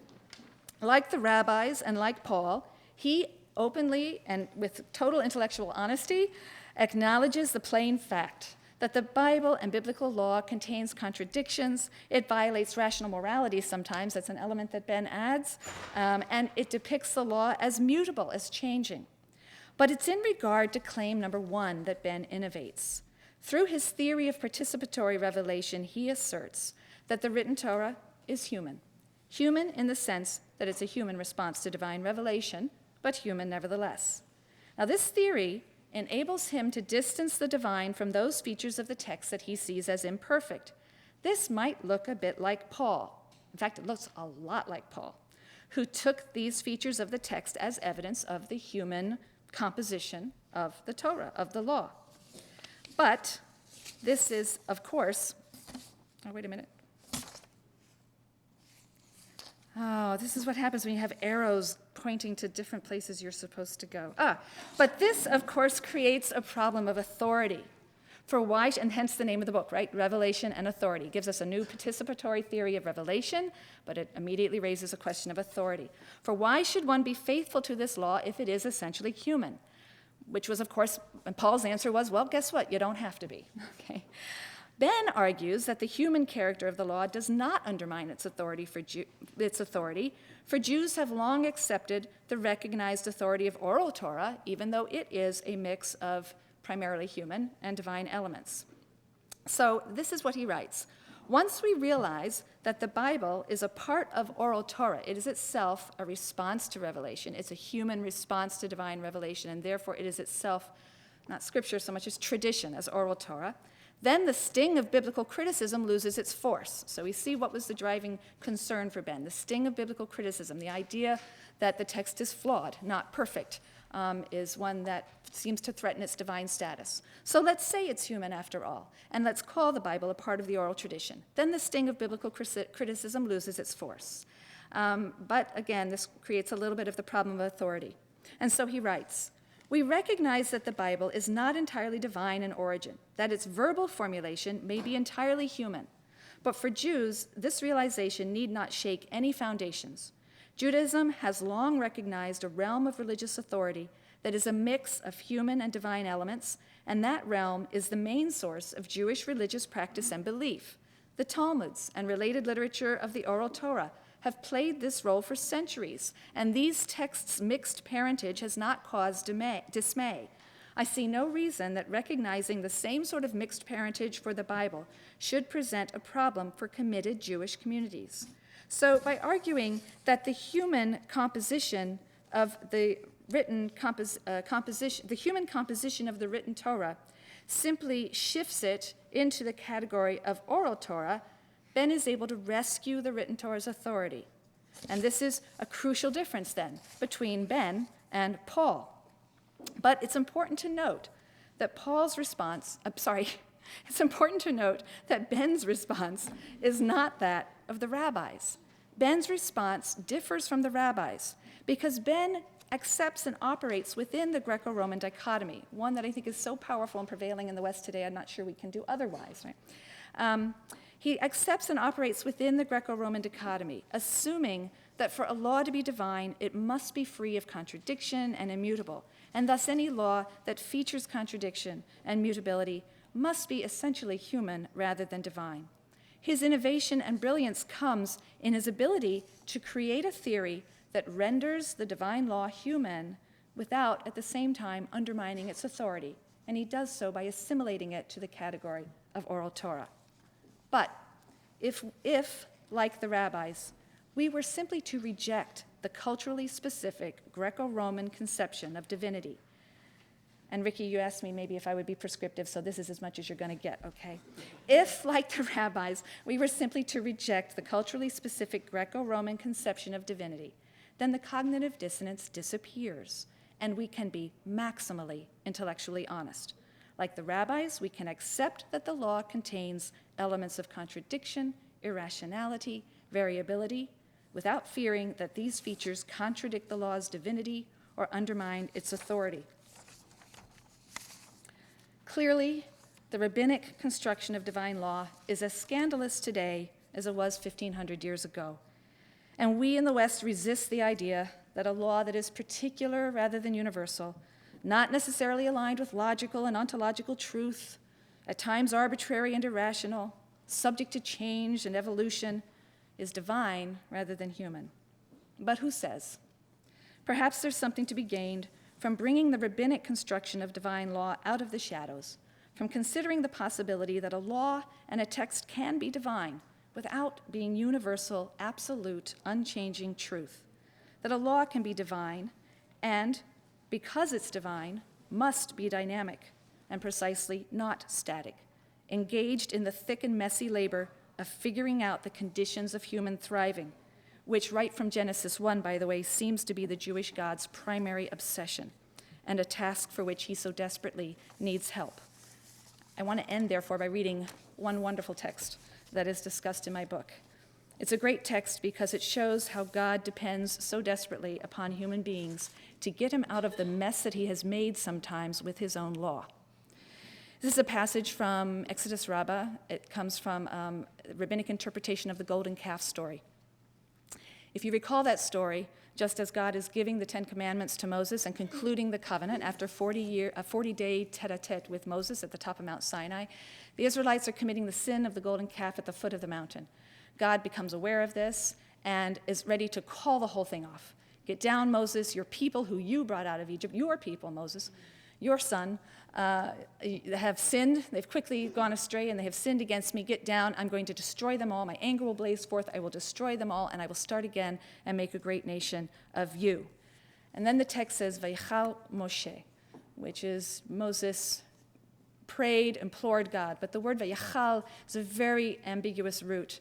That root can be connected with a number of different meanings, but it can be connected with the root for chol, to profane.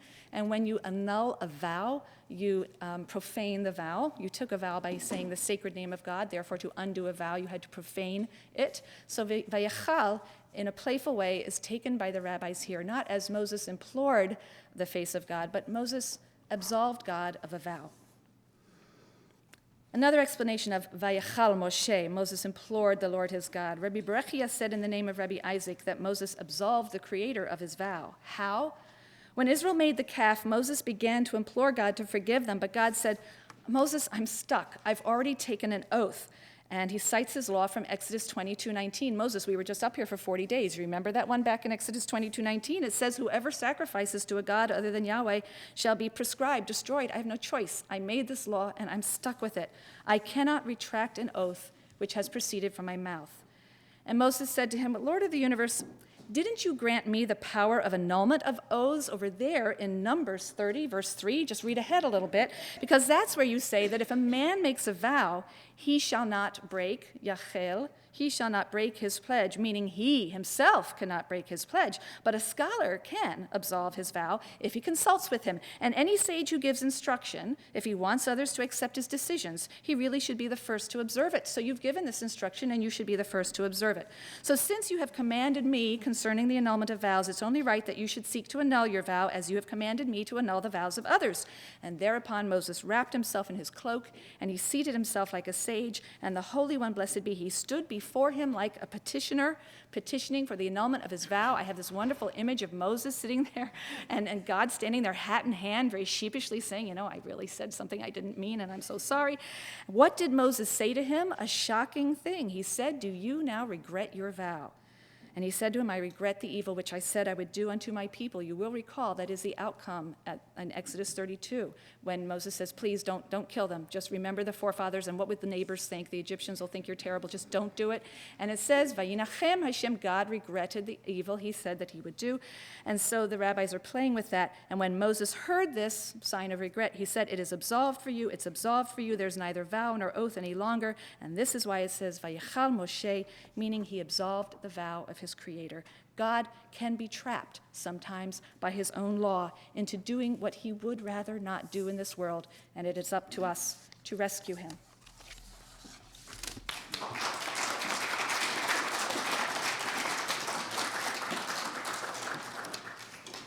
Well, we did issue invitations to Moshe Rabbeinu, to Paul, to Philo, to Rabbi Akiva, but we didn't get any responses. So we turned instead to Professor Benjamin Sommer to offer his response, and then we're going to open it up to discussion from all of you. Professor Sommer is professor of Bible in the Department of Bible and Ancient Semitic Languages at the Jewish Theological Seminary. Before that, he was at Northwestern University. He received his PhD with distinction in religion and biblical studies from the University of Chicago in 1984. As we've already heard, and we'll hear more, he's the author most recently of Revelation and Authority, Sinai in Jewish Scripture and Tradition from Yale University Press, 2015. Previous to that, editor of a volume called Jewish Concepts of Scripture, A Comparative Introduction, NYU Press, 2012. Bodies of God and the World of Ancient Israel, Cambridge University in 2009. Now, for the undergraduates who are still here, his most important distinction, which I was surprised is not on the jacket of his Yale University Press book, is that he's a Yale College alumnus, a class of 1986. We first met, I think, over 30 years ago in that context. So it's a pleasure to welcome you back and to receive your final words of, not final, your penultimate words of response. Toda rabah. Thank you very much.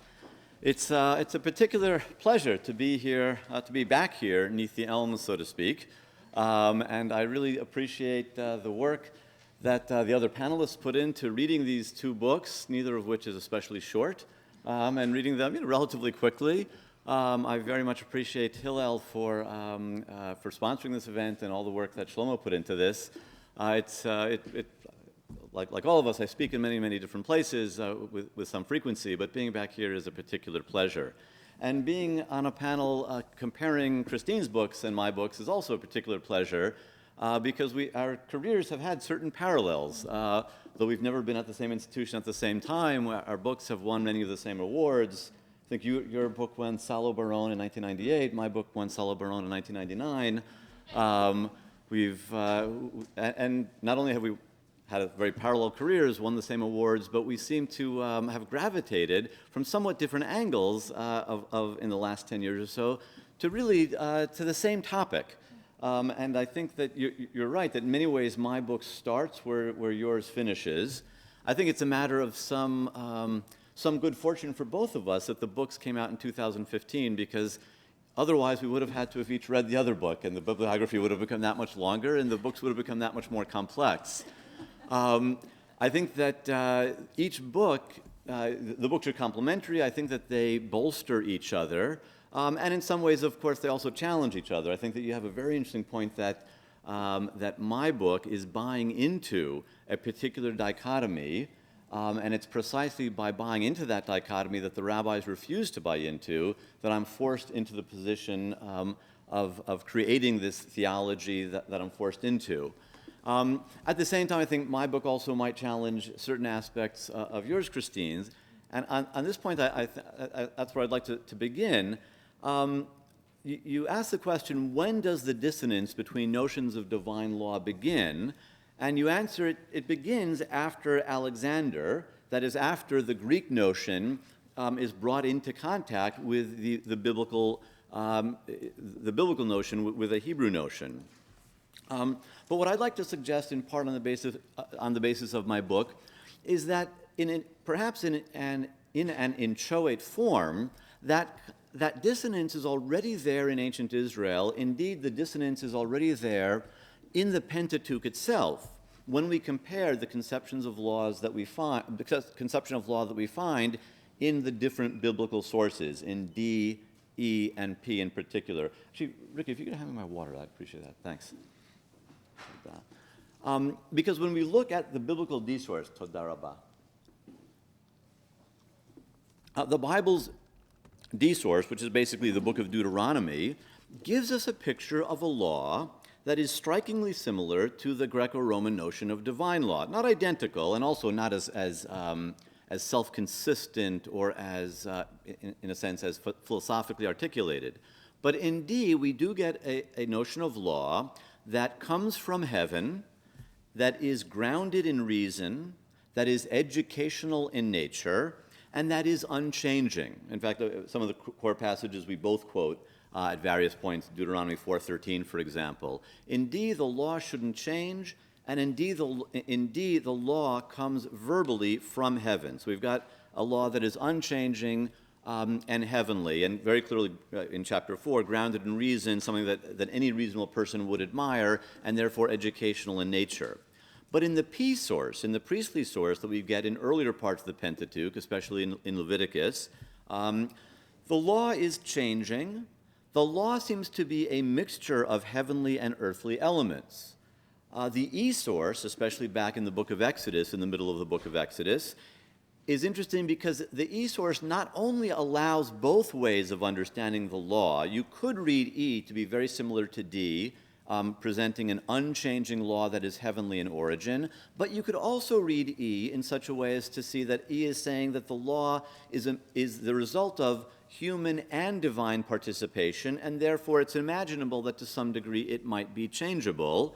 Not only does E allow both possibilities, but I point out in chapter 2, which is really the heart of the book, that for E, it's important that we notice both possibilities. The account of the revelation at Sinai in the E text has 5 ambiguities. There's a pattern of ambiguity that keeps on encouraging the reader to wonder, how exactly did the law come to the people? Directly from God's mouth or through human intermediation? Was there a human voice involved in the promulgation of the law, or was there not? Again and again, E is phrased in such a way that we can't be sure.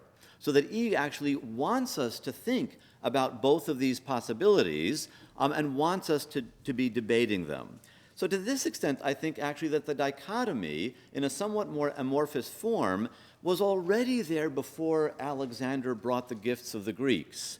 Now, the gifts of the Greeks actually, though, were useful to Judaism because I think that the debate becomes clearer after philosophical abstract discourse is introduced into Jewish society, into Jewish culture, so that we eventually get a much more articulate, self-consistent presentation of these different options. In a way, this combination of a biblical intuition about two different ideas of law and a Greek clarity about talking about them shows up especially, I think, in Abraham Joshua Heschel's book, Torah min hashamayim be'aspak lareshel hadorot, his 3-volume masterpiece, to which everything else that he wrote is really just sort of summaries and footnotes. In Torah min hashamayim, it's striking to see how well, in a sense, how carefully Heschel seems to have read Christine's book. Because in Torah min hashamayim, ein mukdam u'me'ochar, b'diuk. Because in Torah min hashamayim, Heschel talks about a Torah shabash shamayim, a heavenly Torah that is perfect, and a Torah min hashamayim, a Torah that comes from the heaven to earth and is mutable and human, at least in part. We're getting those same categories very neatly parceled out between two different Torahs for Heschel, both of whom he feels Jewish tradition relies on. So to some extent, I guess I'd want to challenge a little bit and wonder, is that dichotomy really just coming from Greece, or did Israel itself, in its own ancient Near Eastern context, before the exile even, did Israel itself already begin to know about that kind of distinction? And to some degree, the debate within the Pentateuch between D on the one hand and P and E on the other is a debate between these two notions of law. Since I'm batting cleanup, I don't want to spend too much time. Both the presentations by Ricky and by Rachel were both very, very rich, and there's all sorts of really great questions that they bring up. But I'd like to just focus in the time that we've got on some bigger issues. And so I'm going to unfortunately just have to leave a lot of those very rich presentations for the moment. I'm going to have to leave a lot of really great points aside. But I'd like to pick up in particular a question that Ricky asked, a challenge that he issued about, in terms of motivating a community towards halachic observance, where do I come down, or what might my book imply? You asked the question, what would work best, what will work best in a modern context? Would the more coercive model, educational models, what would get people on board to this commitment to covenantal responsibility to halachic observance, which is not something that I really discuss in the book. And I think that I don't discuss this in the book. I don't think I even imply something about that question in the book, because the truth is, my book isn't really trying to address the question of why we should observe the commandments. In a sense, my book is not a kiruv project. It's not a project, and kiruv projects are great things. I have nothing against them, but that's not what I'm doing in my book. I'm not trying to draw people in. Rather, I think that insofar as the book is a work in part of constructive theology, I'm trying in the book to address a person who believes, on the one hand, that biblical critics have valid insights and conclusions, but who also believe at the same time, believe that there is a God, and believe that, or at least are willing to entertain the belief, that God commands the Jewish people to obey a covenant. Now, and I've got to say, since the book has come out, I've really been extraordinarily surprised by the extent to which I've gotten very positive responses, very enthusiastic responses to the book from Orthodox circles, both from Orthodox lay people and even a bit more surprisingly from Orthodox rabbis. The number of Orthodox rabbis who have contacted this JTS professor to tell me how much they enjoyed the book is actually much larger than the number of conservative rabbis, interestingly enough. I'm sorry? And there's a reason for that. I think that I have a sense that in contemporary Orthodox communities, both in the United States and in Israel, there are a lot of people who quietly, perhaps in the closet, have these two beliefs, who believe that actually the wording of the Torah is not min hashamayim, who don't believe the standard Orthodox view that Moses got all the words and all the letters of the Torah from God, but rather who do believe that the Torah is written, the Pentateuch is written by human beings, but they also are observant and committed to halachic observance, and I think that these people have a deep intuition that these two beliefs are not in conflict with each other, but they have no way of articulating why they're not in conflict. And I think that the enthusiasm in some Orthodox settings for my book results from the fact that really what I'm doing in this book is I'm trying to articulate that intuition. Why is it not contradictory to believe in a divine law that is fallible, to use Christine's wording? Why is it not contradictory to believe that humans wrote the Torah, but that the command that underlies it comes from heaven? In other words, what I'm saying here is that my book is, among other things, a work of apologetics. And when I say apologetics, I intend the term as it is used in the field of theology and not as it is used in a very different sense in the field of Jewish studies. In theology, apologetics is a discourse that presents reasoned bases for a religious belief or practice. Typically, apologetics defends religious beliefs or practices against some specific objections. And in this book, I'm responding to an objection often made nowadays to traditional Judaism, by which I mean any form of Judaism that's committed to covenantal obligation. The objection I address is, given that we modern people regard the wording of the Pentateuch as a product of human authors, why should we be bound by a halachic system grounded in a Pentateuch that is at least partially human in origin? Given that we believe that the Pentateuch and Kal v'chomer, the Talmuds, the law codes, are human, all too human, and therefore fallible, why should we obey them? So this book, insofar as it is a work of constructive theology, in a way, really, as a work of constructive theology, the truth is, I think you were really speaking to this, Rachel, I'm not really speaking to non-observant Jews. I'm not really speaking to atheist Jews. I'm not speaking to theist, post-halachic Jews. As a theologian, I'm speaking to Jews who feel a tension between two types of belief and want to see whether those two types of belief that I've described can in fact be harmonized. And in suggesting to this to an audience of what we might call observant but questioning Jews, I'm also providing a model that might be useful, mutatis mutandi, to believing but questioning Catholics, to believing but questioning Orthodox Christians. Indeed, that's why in the book there's a certain strand of modern Catholic theology that I keep on coming back to, as I quote especially Cardinal Yves Congar and Cardinal Dulles again and again. And I also quote one particular theologian who, in a way, on these questions is a liberal theologian, which is Joseph Ratzinger, who became Pope Benedict, but earlier in his career was a theology professor, one of us religious studies professors who made good. And interestingly, I quote him alongside certain Jewish thinkers, at one point right alongside Solomon Schechter, as a kind of liberal theologian.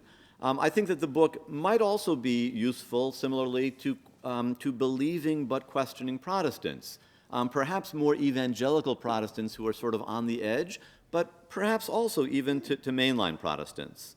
I think that in a way, what I'm doing explicitly in the book, in some ways, Christine is doing implicitly, or at least somebody who's trying to answer those questions might get a lot of answers from Christine's book. That is to say, what I'm doing in my theologically constructive book explicitly is what Christine, in her more historical descriptive book, is doing implicitly. Namely, we're showing that the fallibility of the law in specific respects in no way impugns the divine nature of the command that underlies that law. Now, we have different reasons for saying it doesn't impugn it. I think that you're more ready to free yourself from a certain dichotomy and say that something divine can be fallible. You're pointing out that and you're right about this, though I never thought about this until a few minutes ago, until you pointed this out to me, but I'm more committed to that dichotomy. I think the dichotomy goes back further than you're saying, but fundamentally you're right that I'm more committed to that dichotomy, which is why I'm going back more to Franz Rosenzweig's distinction between the specifics of a law, which are mutable and fallible, and the command itself, an abstract, nonverbal command, which is divine. In any event, what I think both of us are doing is showing that law doesn't have to be perfect to be binding, even to be divinely binding, and that changing the law involves no disloyalty to the divinity whose commands form the foundation for the law. Moreover, I think we both show that the approach that I've just outlined is far less modern and in some ways far less of an innovation than people might presume.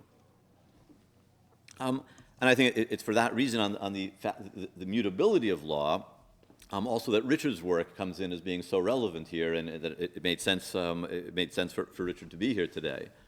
I'd like to respond to one issue. Again, it was a very rich presentation from Rachel, but for reasons of time, I think I've got time for one issue, which is this question of, whom am I quoting, whom am I using as my foundation, and whom did I not talk about a whole lot in the book? And Rachel is quite right that in this book I'm saying that Rosenzweig is more correct and Buber less so.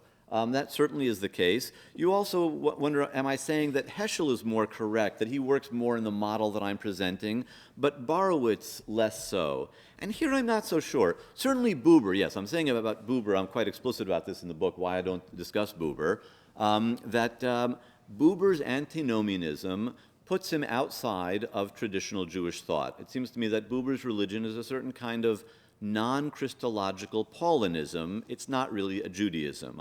I'm being quite explicit about that. In the case of Borowitz, though, I'm not so sure. I'm asking this as a question, since we are lucky to have an expert on Borowitz on the panel. There was that stage writing the book, somewhere around year 15, when I thought about suddenly reading a ton of Borowitz and Beck and adding a chapter and adding a year to the book, or maybe more, and decided not to. But I wonder, could be, or it could be somebody else's book. Somebody else might write a book following this up. But I wonder, let's say in the case of the great Reformed Jewish theologian Eugene Borowitz, Zecher Tzadik Livracha, whom we lost not very long ago at all, his work does put a good deal of emphasis on covenantal theology. It does put, in its own way, an emphasis on the idea of chiyuv, of obligation. And I think that something similar could be said of Leo Beck, that obligation plays a role in Leo Beck's work. In part, I've learned this from you back when we were in that seminar together at Mechon Hartman about 10 years ago, when you heard a very, very, very early version of this book in Hebrew. I don't know if you recall. I think we might say this of Leo Beck, maybe even to some degree, I'm less sure here, about Abraham Geiger. To be sure, Beck, Borowitz, and Geiger all reject the halachic system of the classical rabbis. But rejecting the halachic system of the classical rabbis is not the same thing as rejecting covenantal obligation. Covenantal obligation, I argue, has been a constant in Judaism since Sinai, and without it, there can be no authentic Judaism. That's why I'm putting Buber outside the bounds. I would probably put Isaac Meir Weiss outside the bounds for the same reason. But the halachic system of the classical and medieval and modern rabbis emerged at a specific time. It replaced some older systems of covenantal obligation. In its day, in the very beginning of the first millennium, it competed with other competing notions of or systems of covenantal obligation, such as those of the Qumran covenanteers, such as those of Essenes and Sadducees. And so it's possible to imagine that the halachic system of the rabbis might be replaced in the fullness of time by some other system of covenantal obligation, just as it replaced an earlier biblical system of covenantal obligation and competed with contemporaneous ones. So if that's the case, it might be the case that a Borowitzian Judaism or a Beckian Judaism could really fit very well into my system, into the system of what I'm calling a participatory theology that emphasizes covenantal obligation, that emphasizes chiyuv, and it could do so, I think, quite authentically. And to that degree, this book could describe perhaps a kind of Reformed theology as much as it's describing a kind of conservative theology and a kind of orthodox but in the closet, but they seem to come out a lot when I'm around theology. Or maybe not. Maybe I don't know enough about Borowitz and Beck to be correct about this, but I would love to hear some responses. I guess one last issue that I'll bring up, again, there's a lot of other things that we could, but you brought up the issue of Pukhazi. Go out and look at what the people are doing, and the question then becomes, okay, which people? And actually, just to clarify, at one point, people might have misunderstood what you were saying. I certainly don't say that there's a Beit Din in each generation, literally a Beit Din that needs to be appointed to answer these questions. What I'm saying, rather, is that the Jewish people answer these questions in the long run, not the scholars, not the Batei Din, but rather what I say in the book is that those Jewish communities that succeed in reproducing themselves are the ones who determine what Torah is for the future. And that's the reason that even now we can't say for sure what innovations of the late 20th or early 21st century are the ones that are really going to last. By definition, you can never say what is going to last in your own time. You've got to come back centuries later. Whether it's 500 years, as I say, that's a throw-out line, but I do think, honestly, that it's more than 30. Now, in saying that it's those Jewish communities that succeed in reproducing themselves that ultimately are the arbiters, that ultimately determine what Torah is, what Torah becomes, I'm making a statement that is at once descriptive and prescriptive. And first of all, I think we just have to acknowledge that that is in part just a descriptive statement. But as a prescriptive statement, as a constructive statement, that statement that I just made is really a challenge to my own community. I think it doesn't make sense for those of us in the liberal movements in contemporary Judaism to complain about being shut out or marginalized by the Israeli rabbinate or by the American Orthodox rabbinates. It would be far more effective in the long run for those of us in the liberal Jewish communities simply to produce vibrant, committed, and enduring communities. While commitment can be defined in various ways, it is an essential requirement for a community that wants to be a part of the future of Judaism. And so when we're talking about pukhazi, about going out and looking, no, it's not just a matter of going out and looking at what Jews are doing nowadays. It's a matter of going out and looking at what Jewish communities that are successful in reproducing themselves are doing nowadays. And that statement is a very clear challenge, especially to my own movement. To be sure, the North American conservative movement actually is much more successful in this regard than people admit, but it is nowhere near as successful as various forms of orthodoxy, both centrist orthodoxy and Haredi orthodoxy. If we in the liberal movements want to be part of the Beit Din, if we want to be part of that metaphorical Beit Din that determines the Jewish future, what we need to do is not complain about being marginalized. What we need to do is to step up to the plate and play our role in Jewish history. And we're doing a better job of that than people think, but we're not doing a job that's good enough, nevertheless. I think... I guess I'll end with one last question. Rachel discusses the way that I determine textual interpretations, legal rules, and theological teachings. When I'm talking about them, I talk about the judgment being made by Jewish communities, and therefore to find out which of the innovations in these areas are the ones that are true Torah and which are the ones that have gone outside those invisible but very real and very important boundaries of Torah.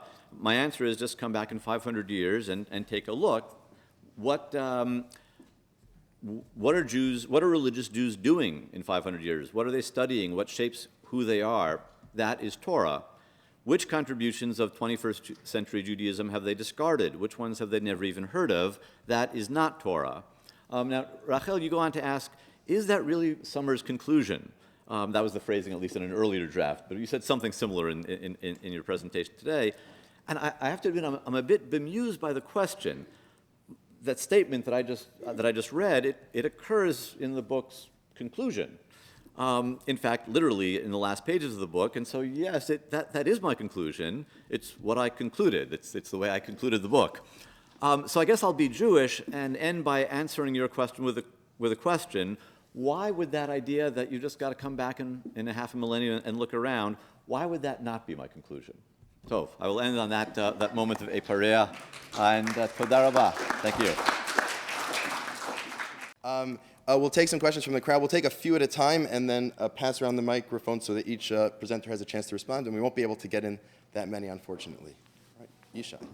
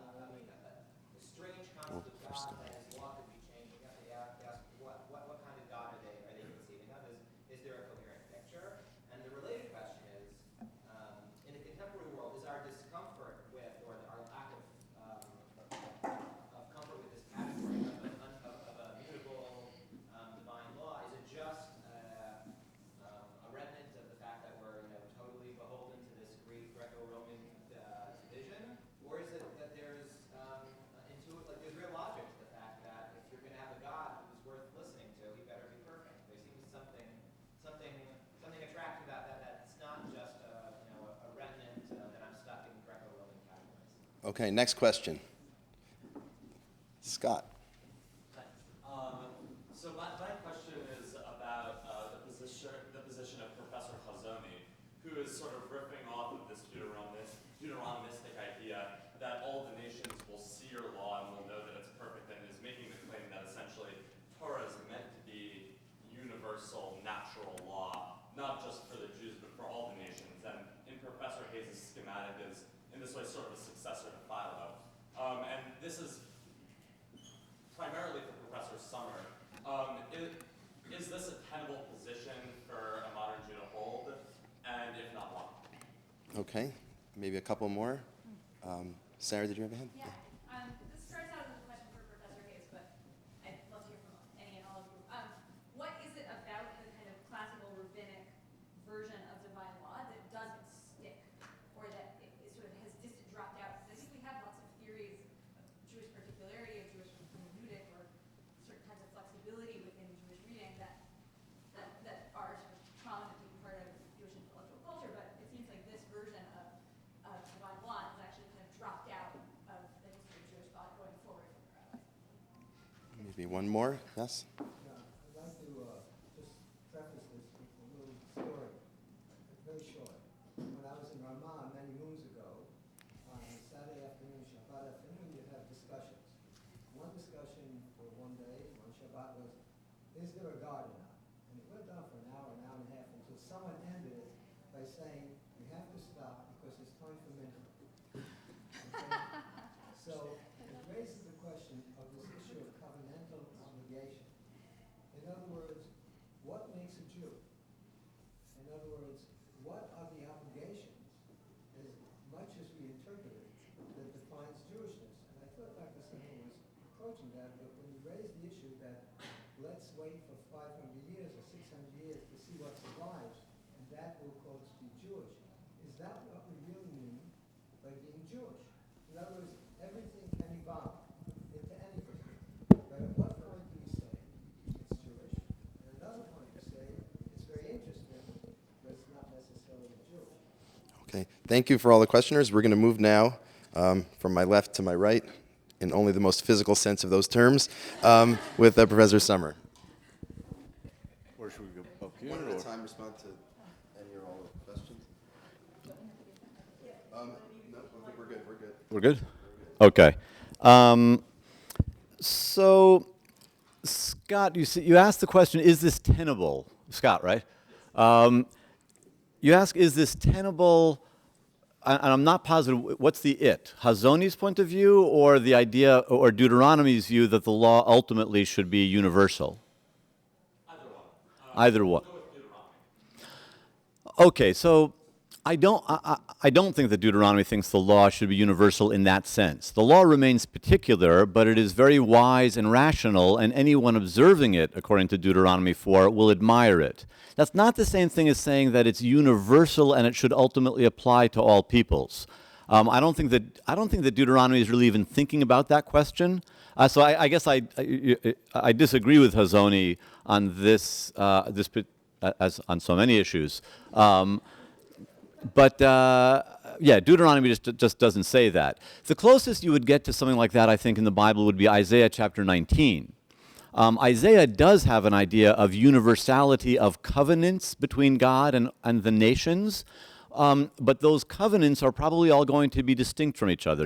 Isaiah 19 envisions a day in the future when all nations, even the arch enemies of the Israelites, the Egyptians and Assyrians, will be obeying a covenantal law that they have with the master of the universe. But maybe that their covenantal law lets them eat shellfish, but doesn't let them eat beef. I mean, it's not necessarily going to be the same law. What's going to become, and it's not even going to be the same covenant. What will become universal is that all nations will have their own personal relationship with the master of the universe, but it'll play itself out in different ways. On that question of what makes a Jew, I think it's important to note that I wasn't talking about the question of what makes a Jew at all. As far as I'm concerned, that's a very simple halachic issue, and a Jew is a person who has a Jewish mother or converted to Judaism. I was talking about the very different question of what makes Judaism. And I guess I don't quite agree that everything can evolve into anything. I mean, in theory, I suppose everything could evolve into anything, but over time, something specific evolves into something specific. What Judaism is going to evolve in, we just don't know.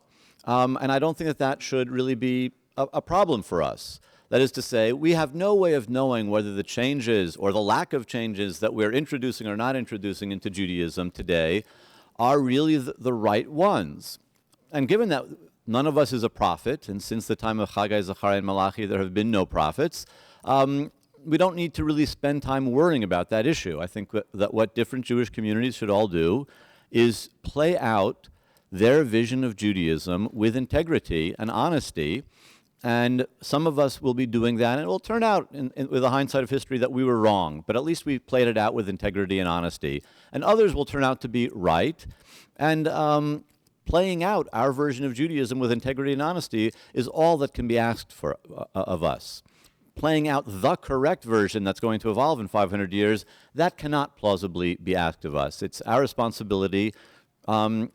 Our responsibility is not to complete the task and to know exactly what Judaism will be, but it's also our responsibility not to desist from the task, but just to do what seems to be the right thing, and let history, which is to say, really let God decide. I thought the point of your book is that we're all prophets. So many questions, so little time. So first of all, in answer to Yishai's question, one of the things I say right at the beginning of the book, Yishai, is this is where our story begins, and this is why it begins. The Greek and the biblical conceptions of the divine are radically different, and to the extent that the two cultures conceived of the divine in radically different ways, their notions of divine law would also diverge dramatically, a fact with serious consequences for those who feel compelled to negotiate the claims of both traditions. And today, for a whole bunch of reasons, people do feel compelled to negotiate the claims of both of those traditions. So absolutely, I think that we're dealing with very basically different notions of the divine.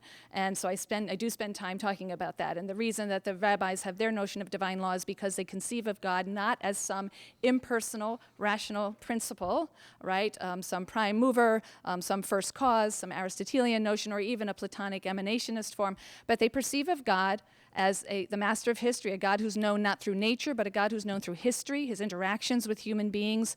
And so there are radically different conceptions of God that underlie this, and I touch on that at various points in the book. And then you ask, but isn't there perhaps a real logic to this idea that a divine law should be infallible and immutable? I think that's been one of the most difficult challenges for people reading this book, is because that feels so very natural. It just, to denaturalize that idea is a lot of work for people. And it's like you have to keep catching yourself. And maybe I've just been reading too much Talmud, because it doesn't feel natural to me anymore to think that something that's divine is necessarily. I try to avoid the words perfect and infallible, because I don't think it's a matter of perfection or imperfection. I think the rabbinic construction of divine law sets up a distinction between static and dynamic. Static, which we tend to call perfect, because the Greeks thought of things that were one. They thought of stasis as perfection. That was what was divine, was stasis, uniformity, perfection. I actually think that's actually death. I don't know if you've noticed, but the difference between dead things and live things is that one is static and one moves. So I think perfection, and I think the rabbis have the same notion, that perfection is dynamism, right? So the fact that the law is dynamic, well, unfortunately, we've borrowed Greek terminology and we say, oh, it's imperfect. It has to keep evolving. It has to keep changing. That means it's imperfect. So I'd like to put aside that language of perfect and imperfect and talk about static and dynamic. And according to the rabbis, divine law or divine revelation is dynamic. And that means that there's work to be done. So roll up your sleeves and get out there and do work. So is there a real logic to the position? I think we have been lulled into thinking there is a real logic in the position. But it's quite clear to me that ancient texts did not hold that view. They did not think that the gods were, using all that language, perfect, infallible, static. They thought of them as dynamic. They thought of them as involved in human history. They thought of them as entities we had to negotiate with to figure out how to move in this world and what to do. So I think we have fallen into a certain sort of dogmatic slumber from which we need to be awakened, and that's why I try to excavate this very different view of the rabbis. When you say, isn't there a real logic to it? Isn't it persuasive? My answer would be no, because if I look around, I see it hasn't worked. To my mind, people, particularly religious people, who are very convinced that their religion is perfect are, a large part of the problem in this world. So it hasn't worked. It's a problem. I think there's something really to be gained from excavating this view. Ben's humility, right? I think we're coming at it actually just from sort of different angles, this notion of humility. So what is it about I think Sarah's question was very similar. What is it about the rabbi's version that didn't stick? I'll tell you what it's about. What about it made it not stick? Because it's hard. It's hard to live in a world where every day when you get up, you have to think all over again because you don't have the final absolute answer. To my mind, that's what makes life exciting. That gives me a reason to get out of bed in the morning. But there are a lot of people who find that scary and frustrating. Paul is one of them. Look at Paul, who at a particular point in Romans just says, I can't be perfect. This law can't be a divine law because I cannot fulfill every single commandment perfectly. I can't not covet. And so I'm doomed to sin because I can't do the whole thing perfectly. It's all or nothing. I'm doomed to sin. This wretched body of mine, why can't I get rid of these? Paul wanted answers. He wanted robo-righteousness. This is what I call it in the book. There were so many people searching for, just give me the answers. I just want to be sin-free. I just want to be robo-righteous. It was a dream of the prophets, Jeremiah and Ezekiel. It's echoed by Paul. It's picked up by Luther. This is a strong and powerful idea because it's psychologically so powerful. People want the answers to know what to do to be right and to be perfect and to be saved. So I try to avoid language of right and wrong. I don't even like the idea of, we'll look back in 500 years and see that what was right, what was wrong. No, we'll see who won. That's what we'll do. We'll see who won. We won't necessarily see right or wrong. I don't think it's a question of right or wrong. And that's why in terms of Rachel's points about Ben's view of, the vision of modification, I think Ben's book is important. It opens up the idea and the possibility of the evolution and the modification of the law. Again, I don't think that's because it's imperfect. I think that's because it's dynamic by definition, because the biblical and rabbinic God is a dynamic God. He's not a static and personal first principle. He's in there, pitching the ball, and we've got to bat it, right? So he's a dynamic God. So I think that the image is just a little too passive. I think that the image of modification of the law that we get in biblical texts and rabbinic texts is much more agonistic and really requires us to stand up and fight and not just be passive and say, well, what do most people do? And we'll see, and in 30 years we'll see if they're right, and if most people jump on board. That's not the image. God himself is crying out saying, I'm trapped. I'm trapped by some of these laws that I've made. Moses, save me. Ricky's written a wonderful book which has a chapter which describes the heavenly court in which God is doing everything he can to get the human advocates who are pleading for various cases to convince them, to talk him out of it, right? To, tell me not to punish Israel. Tell me to do things a certain way, and is sort of stacking things so that he can be swayed and move to mercy and change his mind. So I think the rabbinic portrait of modification is one in which we need to actually be actors and sometimes wrestle truth to the ground and sometimes wrestle God to the ground. God needs and wants and acts to be defeated sometimes. And there was one other question. Oh, can I just very quickly address the one point that Ben made at the beginning, because I want to clear up something that I think was also not quite what I said that came out in Ricky's paper. I don't claim that these two conceptions of divine law are both in the Bible. I know it can look a little bit that way. I don't. And so I'm going to stand by my claim that it really is only in the Hellenistic period that we get the full confrontation of the two. I think that in the biblical text, we do not have anything like a robust notion of natural law. We have the God-giving revealed law at Sinai. There are 2 or 3 little hints to a kind of moral principle, in the universe. But even that, in the Sodom and Gomorrah story, is described as God's way, the Lord's way. There isn't really a sense of an independent morality, independent of the divine being.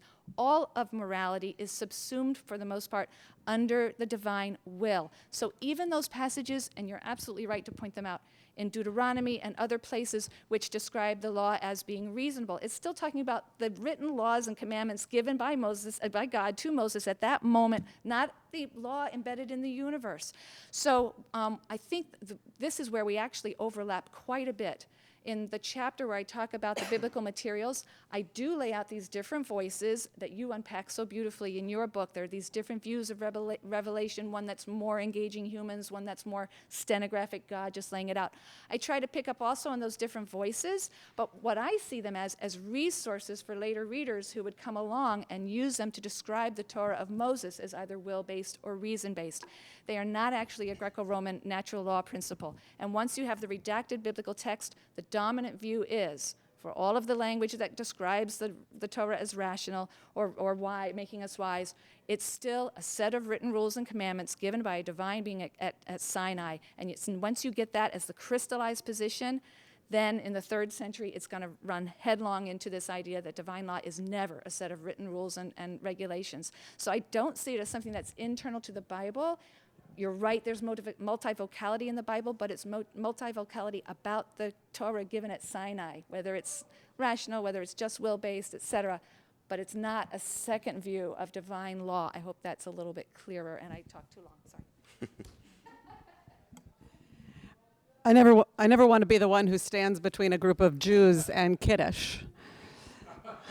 It's a dangerous place to be. It's also dangerous, as we've seen, and hard. Chris, you put that so beautifully. It is hard to work in that rabbinic spirit of the in-between and of the wrestling, but that is precisely what a postmodern liberal Jew is doing, and Ben, that's part of my challenge to you, to operate in more than a dichotomy, but to actually operate with a sense of God's commandedness, a notion that the texts and the laws as the Jewish people have understood them over the ages also commands and speaks and is part of our covenant, and to also give voice to that which has voice, which is the autonomous human beings of the modern and postmodern era. And so that is precisely part of that crucible. And so I want to turn to Yishai. I think you raised it very clearly. What does this all say about God? And I think that's a big part of Heschel's project in Torah Mina Shamayim that we didn't get to do. We didn't get to do many things today, of talking about the two schools of the Ishmaelian school and the Akivan school, and he talks about the God that can be understood more in a transcendent sense versus the God that is more immanent. And in effect, he's doing two things at the same time throughout all 3 volumes, which is to say God is both, and the rabbis wanted to give voice to both, and that we actually are meant to live with that multi-vocal and multi-nuanced and often very unclear for ours to wrestle with, and we do have to make decisions based on how we understand ethics and God in our lives, and we cannot wait for the future. So Ben, to respond to your question and to bring us to a conclusion, I just found it so powerful and ironic to conclude your book with really quite a radical statement of a non-halachic Jew, and to bring to the fore so much of Israeli thought and scholarship in the form of Yehuda Amichai, who, and you conclude your book with Amichai, or the author, right, of the poem, talking about the commandments that God gave him, and the father saying he wanted to add 2 commandments. What are they? The 11th commandment is lo tishtaneh, you shall not change.